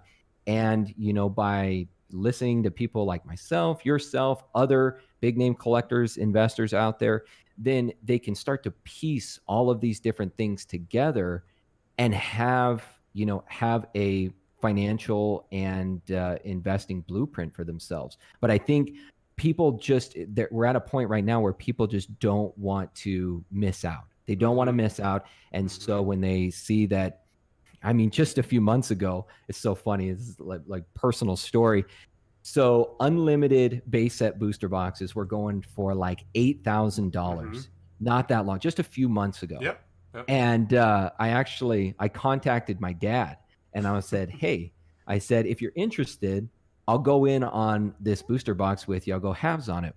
And, he's old school, just doesn't understand, he's like, he says, I only invest in what I know. And I said, I'm telling you, at the very minimum, a year, this is going to double. This is going to be a $20,000 booster box. And he passed up on it. And, realistically, it was more or less, I just wanted something for he and I. I could have gone out, I could have bought it. But it was something that I really wanted for the two of us to kind of share. Yeah. And guess where that's at now? Yeah. It's cracking $35,000. Yeah. It's nuts. It's funny. I sent him a screenshot the other day from eBay and I said, hey, remember those booster boxes I was talking about for $8,000? And he didn't believe it. He thought it was just the asking price. I was like, no. These are the sold listings. Yeah. Yeah. But yeah, man, I just think it's so important. It's so important that, we try to educate people and, at the same time, you and I, just through conversations like this, with your Pokecast, communicating with other people out there, you accumulate so much knowledge and you learn so many things. And I think, that is a really good quality to have, is to always be open, always be malleable, always be looking to learn and never really think that your way is the right way. Yeah. I tell people that all the time. I say, I try to provide you guys with experience that I've had, with the knowledge that I've gained, but that's not the end all be all. If it resonates with you, then utilize it. But you definitely need to go and do more research, learn from other people, and ultimately do what is best for you and your situation. Agreed. And rather than following the curtails of others that they see. And I think it is kind of a problem too, with social media and a lot of these, really high-end products that everybody sees being open. I feel like a lot of people feel like they need to jump into that. Like that's where they've got to be. That's where the money's at. And, through our conversation today, we know that that's not entirely the case, that there's a lot of different opportunities out there. But you just have to put in the time, you have to put in the effort. Yeah, any Pokemon product right now that is thrown in your face is obviously going to be expensive, right? Especially when it's vintage. If it's out there for everybody to see, of course it's going to be expensive. And for anybody else that's coming into the hobby and wanting to invest and wanting to look into different products, a lot of people do say, well, it's Pokemon. How hard can it really be? And you got to look at it in the standpoint that of any kind of investing standpoint, whether it's a house, whether it's Pokemon, you could really relate to that as well. Right? It works the same way. It's not anything different. The only difference between really that and anything else is really if you're dipping into the vintage market, for example, is that at least you know that over time it will gain some value. I forgot who brought it up to me. Was it Ryan? Maybe brought it up to me, but he said if you buy a car right now and you drive it off the lot, it depreciates in value. But if you go and you buy a booster box, it's going to only gain value, right? And it's the same logic he had. Logic, as ironically enough, when he convinced Logic to buy that $226,000 Charizard, he said as soon as you buy it, it's one less Charizard that's in the open market, and you're going to see a value increase in it almost immediately, and that holds true.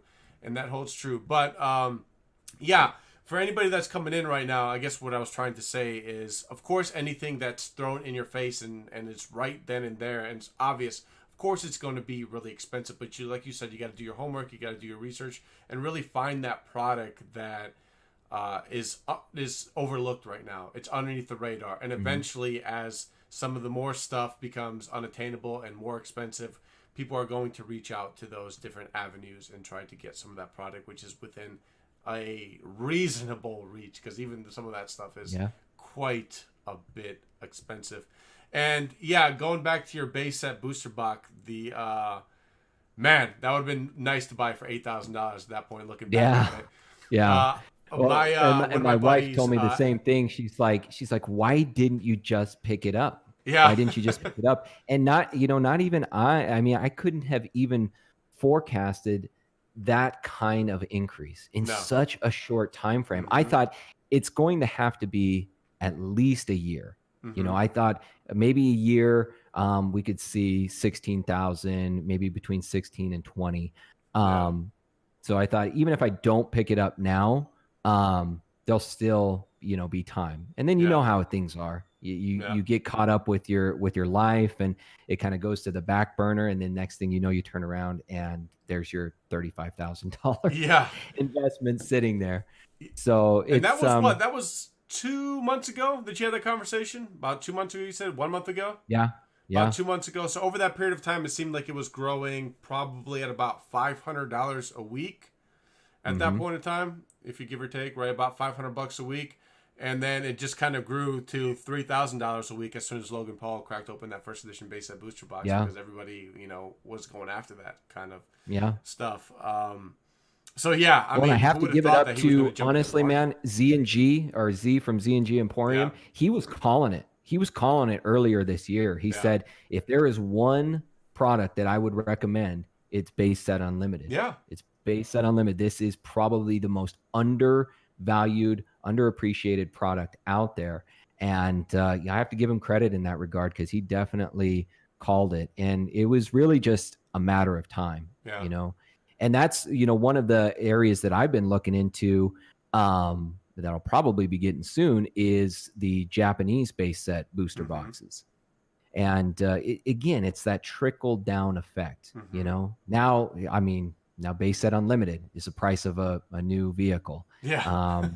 So, the next best thing, it's that Japanese base set, in my opinion. Actually, some of the other areas that, you can definitely look into and that I've been looking at are some of the foreign base set booster boxes. So French, German, Spanish, been looking into those. And in fact, I was looking at some of the pop reports today for like the French cards, and the PSA 10s on those are almost non-existent. Wow. Now, granted, you're dealing with a different type of card. You're dealing with a foreign card. And it doesn't plus it's nearly harder for have them that. to get it out to PSA, right? I mean, those foreign cards, because PSA is based off of California. I mean, it's kind of a hassle for them to send out cards to get graded from overseas. It's a lot more expensive too. Oh, for sure. But if you're able to get those, which you can, I mean, they're available on the open market. You can get these booster boxes.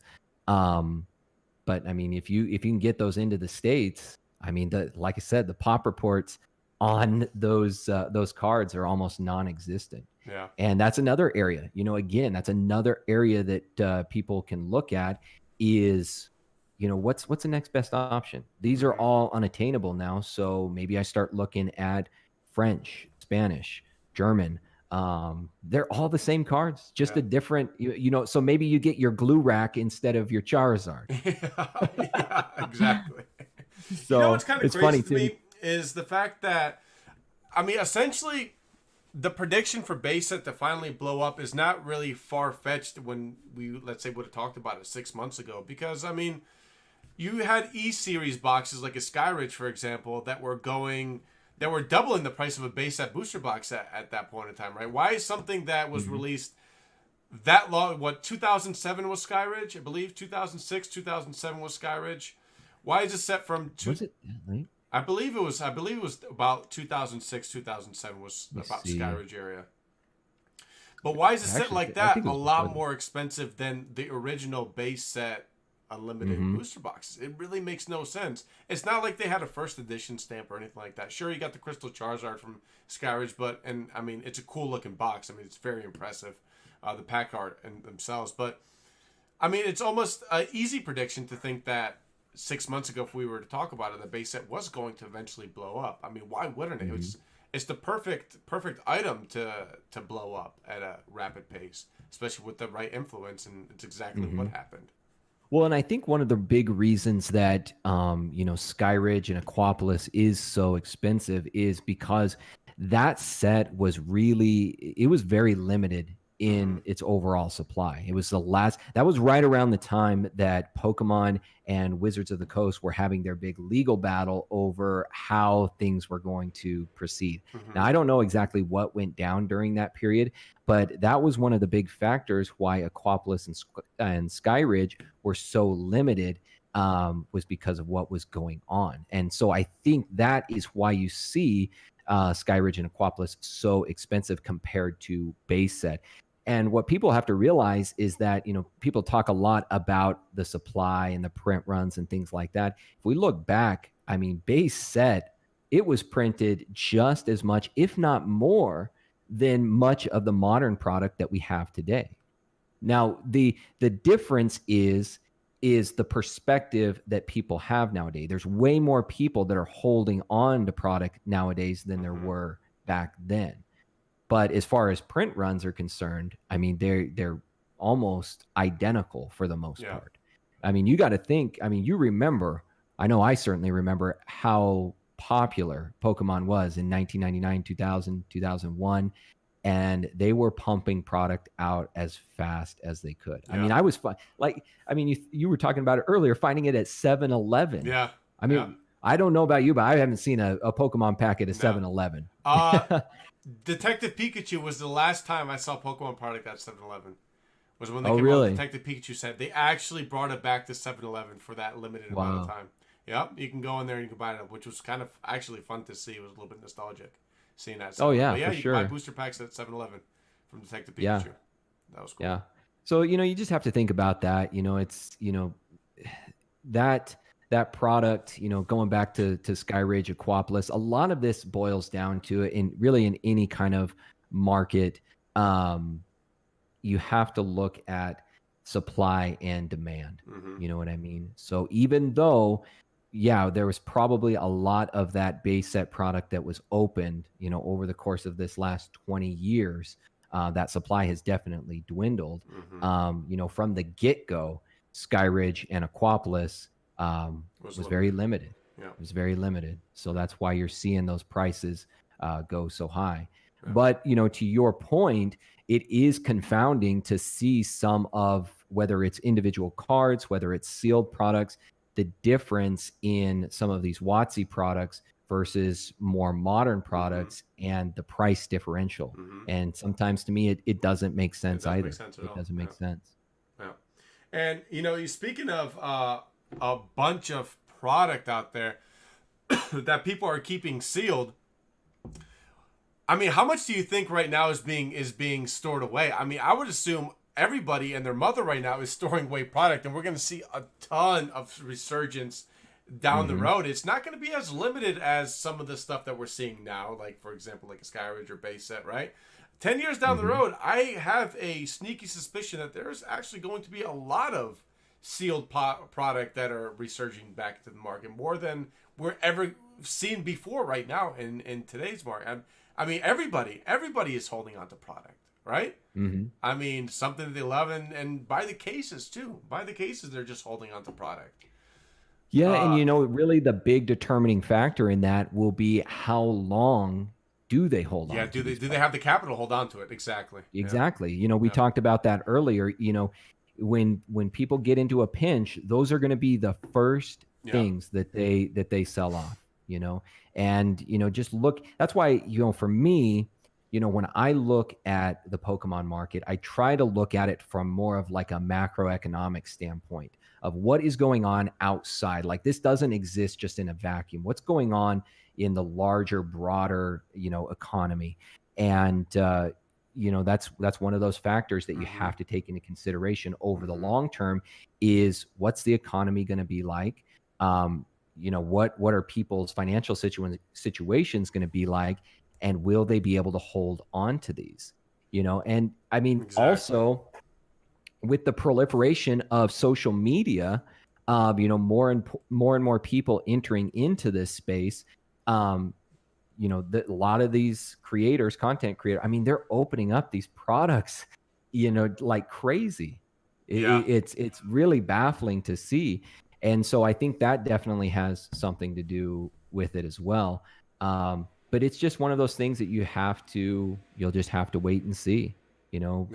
But it's definitely something that we have to take into consideration now that we, you know, necessarily don't with vintage, because a lot of the people that were holding on to those products back then, I mean, they were few and far between. Those were the Yeah. Gary Hayes, you know, the King Pokemons. Yeah, I agree. And you know, for all intents and purposes, I think one of the main reasons why he's hung on to those products, I know you had him on the podcast, but he has a personal attachment to those. He Oh was one of yeah. the big driving factors of people that brought these products over to the States from Mm-hmm. Japan. You know, he was a part of that. And so I think in his heart, that's why he's held on to these for so long, more than anything. Mm-hmm. You know, I mean, look how difficult it was for him to try to sell his He Charizard to was Logan Paul. legitimately giving away a piece of his heart. Legitimately. A piece of his heart. Yeah. Exactly. It was a And lot. It was a lot for him to do that. and so, you know, back then, I think you had more people that were like that, you know, Mm-hmm. more people that these products really meant something to them. Whereas Mm-hmm. now you still have that Mm-hmm. for, you know, many people, but there's also a lot of people that are just trying to get into it for, you know, the financial gain. Now, I'm not, you know, saying that that's wrong or that you shouldn't do that. But at the same time, those will be the first people that exit the market and that open those products or sell them off when the getting is no longer good. Yeah. Yeah.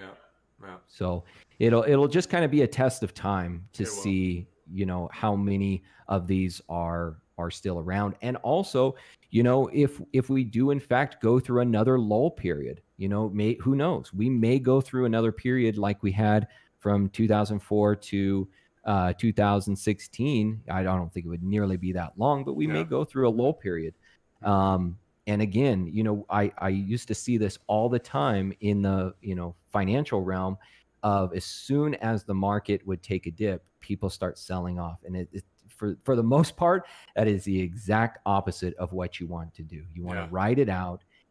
You use that dollar cost averaging strategy. And in this case, same thing with Pokemon.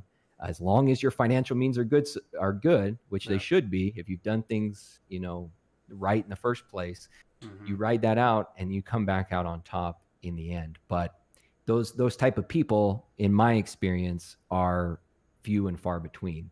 Yeah. And so the vast majority, I think, will exit. They'll open, they'll sell. Which is essentially when you're going to, I guess, per se, see a crash, right? I mean, because people are just selling off, right?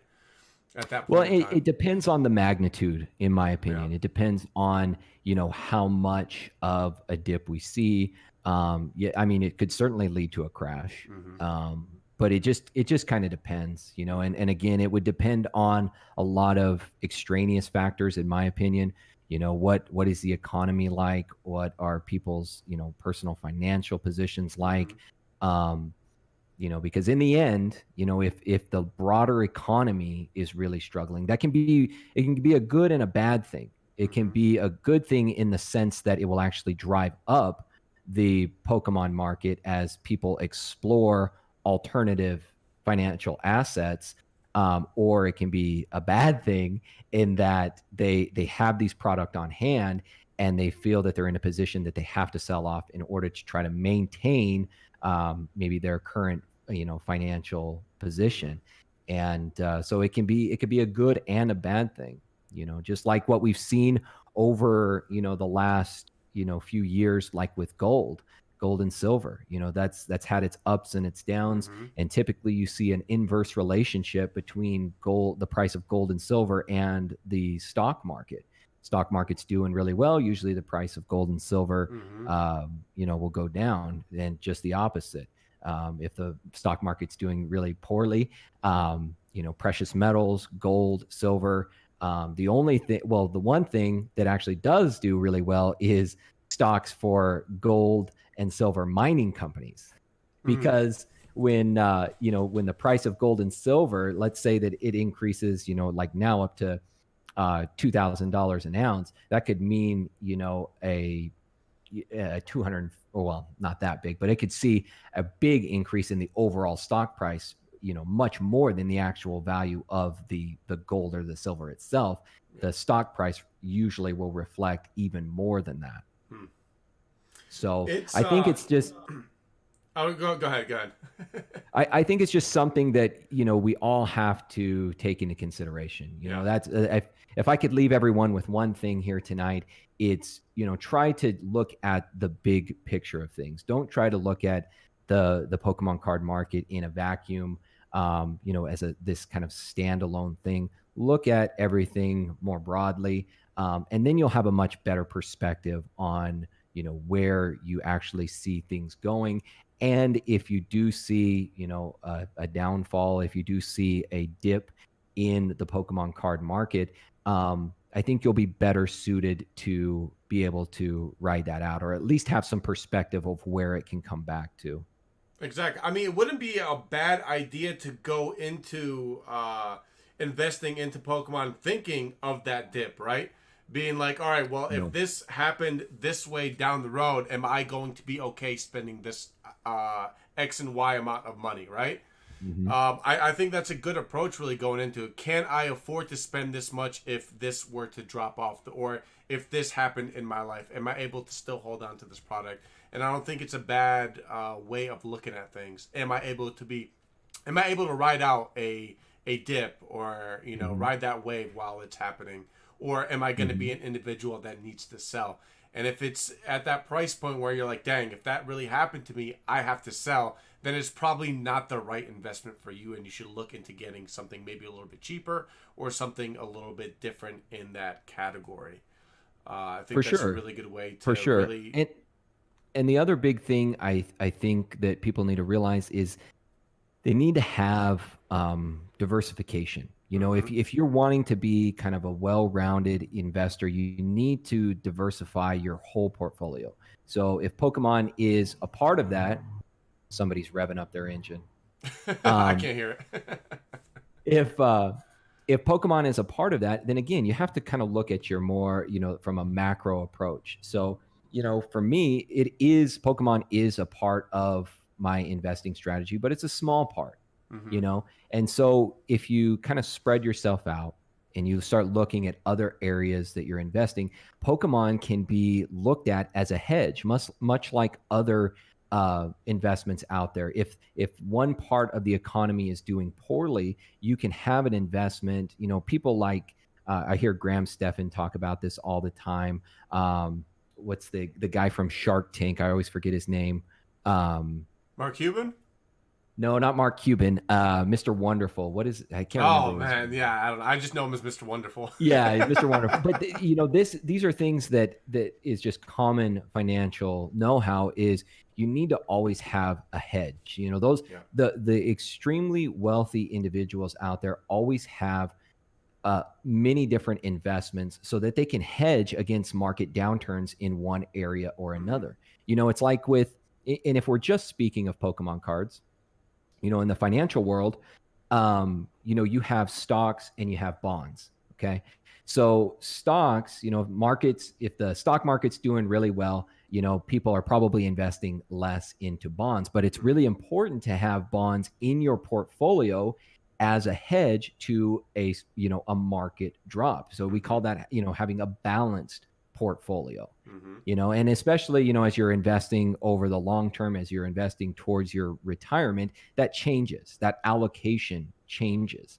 And much in the same manner with Pokemon, you should have diversity. If you're just focusing on Pokemon, have diversity in there of, different types of products where, if maybe you're going to be sitting on sealed product for a long period of time, maybe you have some short-term investments mixed in there as well. Maybe that's graded cards. Maybe that's more modern product that you can flip more quickly, so that you can constantly have that reserve. There's always three pieces really to any good portfolio. So in finance, we have stocks, we have bonds, and we have reserves, which is basically just cash. And it's the same thing here. You have your diversification with your sealed product, your graded cards, individual cards, raw cards, what have you. And then you've got your cash, you've got your capital.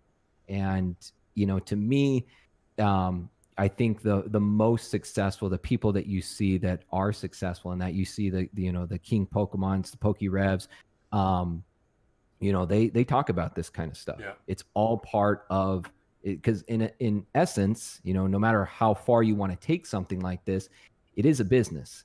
If you're investing in this, Pokemon has become an asset that is, for all intents and purposes, another alternative asset that you can utilize. And so I think, we have to start changing the conversation to that. We have to start looking at Pokemon both from, a nostalgic perspective and the fact that we do enjoy it and we love it and it's our childhood, but it is also an asset, and we have to appreciate it as such.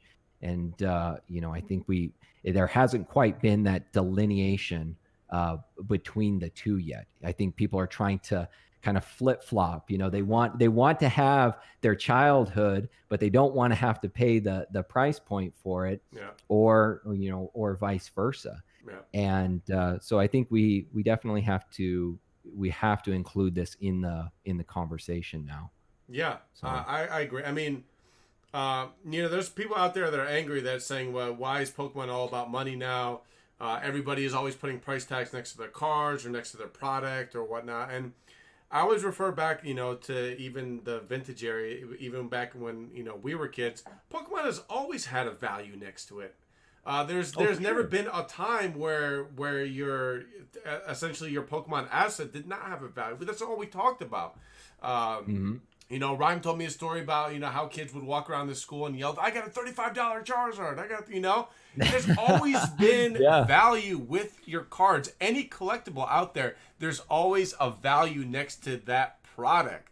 The best thing about being a collector is seeing your value grow. Right? Your cards grow. Your cards gain value. Your sealed product gained value. Your toys gain value. That's one of the highlights of being an actual collector. Now, per se, you may not sell it, but it's still in the back of your mind a good feel, right? A good feeling definitely. That you see something that you bought, that you loved, and now you're seeing it gain value over time, and that you may pass down to your kids, or maybe pass down for generations, and maybe benefit somebody down the road where they need to sell it to do something bigger in life, right? I mean, Pokemon has always had a value. So for those out there that are like, Pokemon is just a numbers game now, everybody is doing it for financial gain, yada yada. Well, I mean, Pokemon has always been about numbers. It has always had a price tag, just like any Star Wars collectible, Beanie Baby, Cabbage Patch Kid out there. It always has a price point next to it. Nothing is free, right?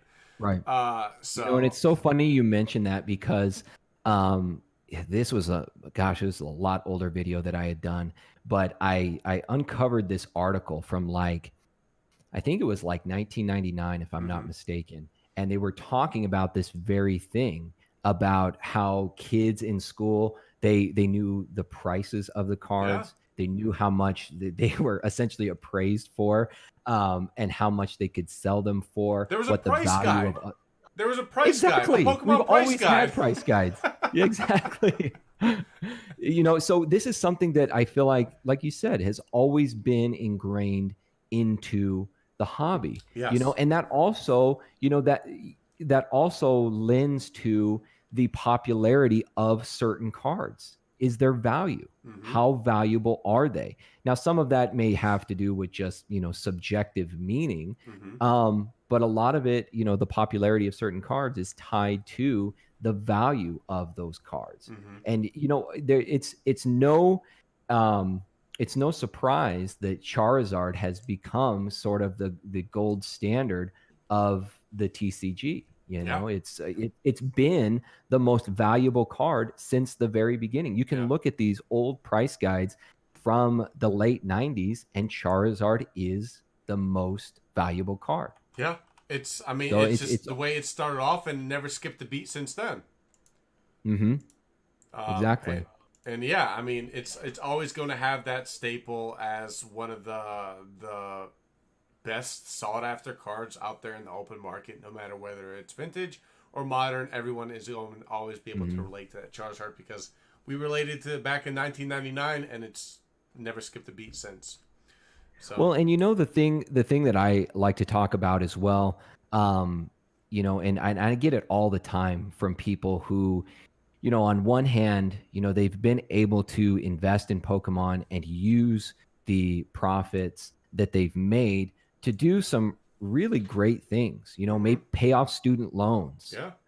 maybe even put a down payment on a home, all of these things. So when people make the claim that, oh, they're just in it for the money, well, maybe they are in it, to make some kind of financial gain. But for the most part, what I have found is that they got into it because they love Pokemon. Mm-hmm. They love investing in it. It's a business venture of something that they truly enjoy. And who wouldn't want to pursue something like that? Mm-hmm. I mean, realistically, we talked about it before.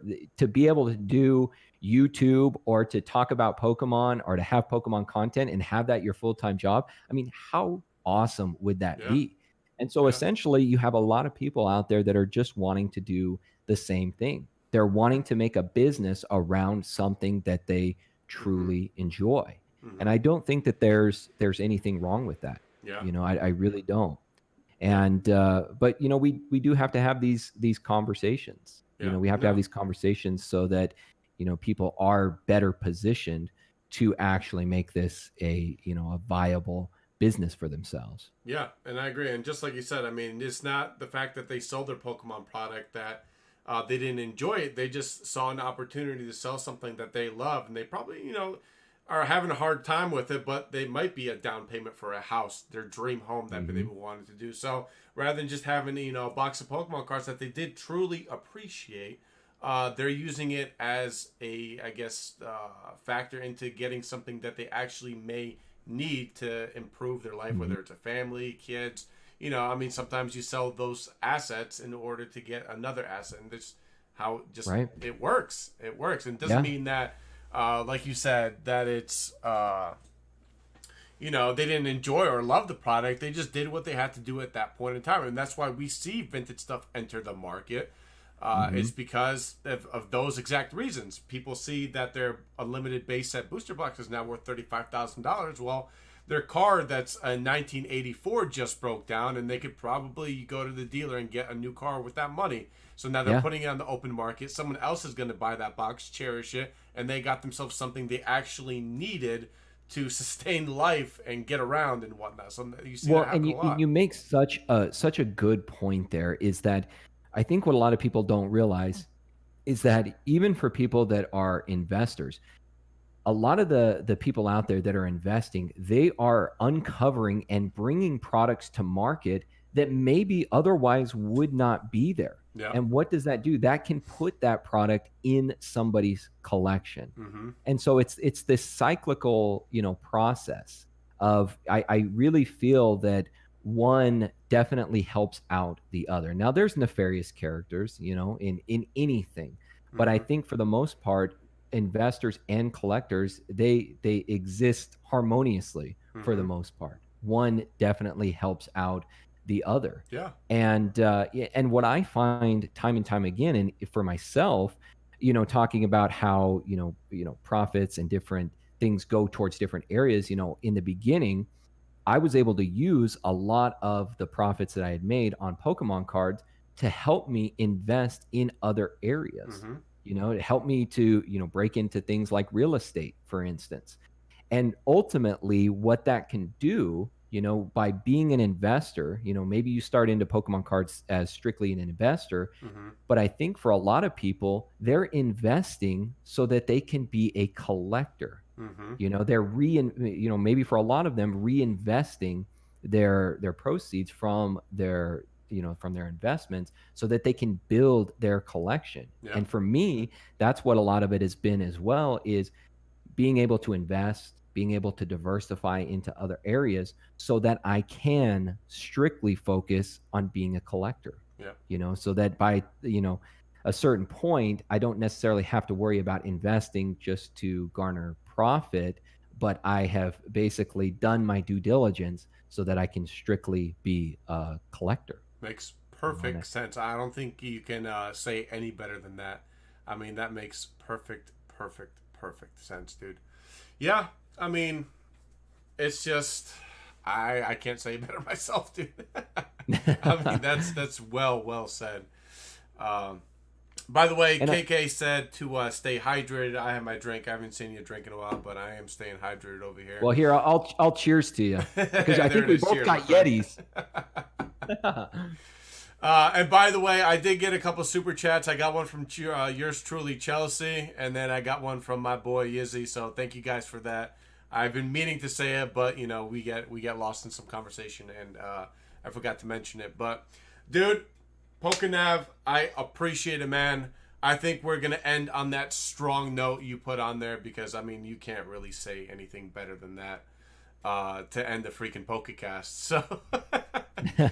But dude, I appreciate all the time that you took to come and hang out with me. And those of you that are in the chat and you guys don't know POKENAV, please check out his channel. I mean, this guy has a wealth of investment knowledge, an investing background, and is super passionate about Pokemon cards and implements all of his stuff he has learned over the years into Pokemon and makes it work and makes it happen. And his following is growing more and more each and every single day. So definitely join his channel if you have not already. I promise you, you will learn a lot, and it's 100% worth your time and effort to go and click that subscribe button. So, dude, once again, I appreciate it, man, and I welcome you to come back anytime that you want to on the Pokecast, dude, and we'll chop up anything else that's going on in recent and old news. So. Well, I'd be happy to anytime, man. There's never a dull moment with Pokemon, so I think we will always have a plethora of topics to discuss. But yeah, man, I really want to thank you for bringing me on. I want to thank everybody in the live chat as well. Just thank you guys so much for having me here. And if you take one little bit of information from today, I would say, overall, expand your knowledge. Expand your ability to make good choices. There's a lot of good content creators out there like Rob himself that can teach you a lot of good information. And together we can really build a much stronger community because we all are really at the forefront of this hobby. I truly think that all the content creators out there, all of you guys, all of the investors, collectors, we are at the forefront of this hobby, and I think it will be up to us to really make this thing last for the long term. So Thank you guys so much. I really appreciate it. Agreed, guys. So, all right there, Rob Mob. Get ready to plug up your ears. Rob Mob! Guys, we will catch you on the next one. Thank you for hanging out, and see y'all later. Peace.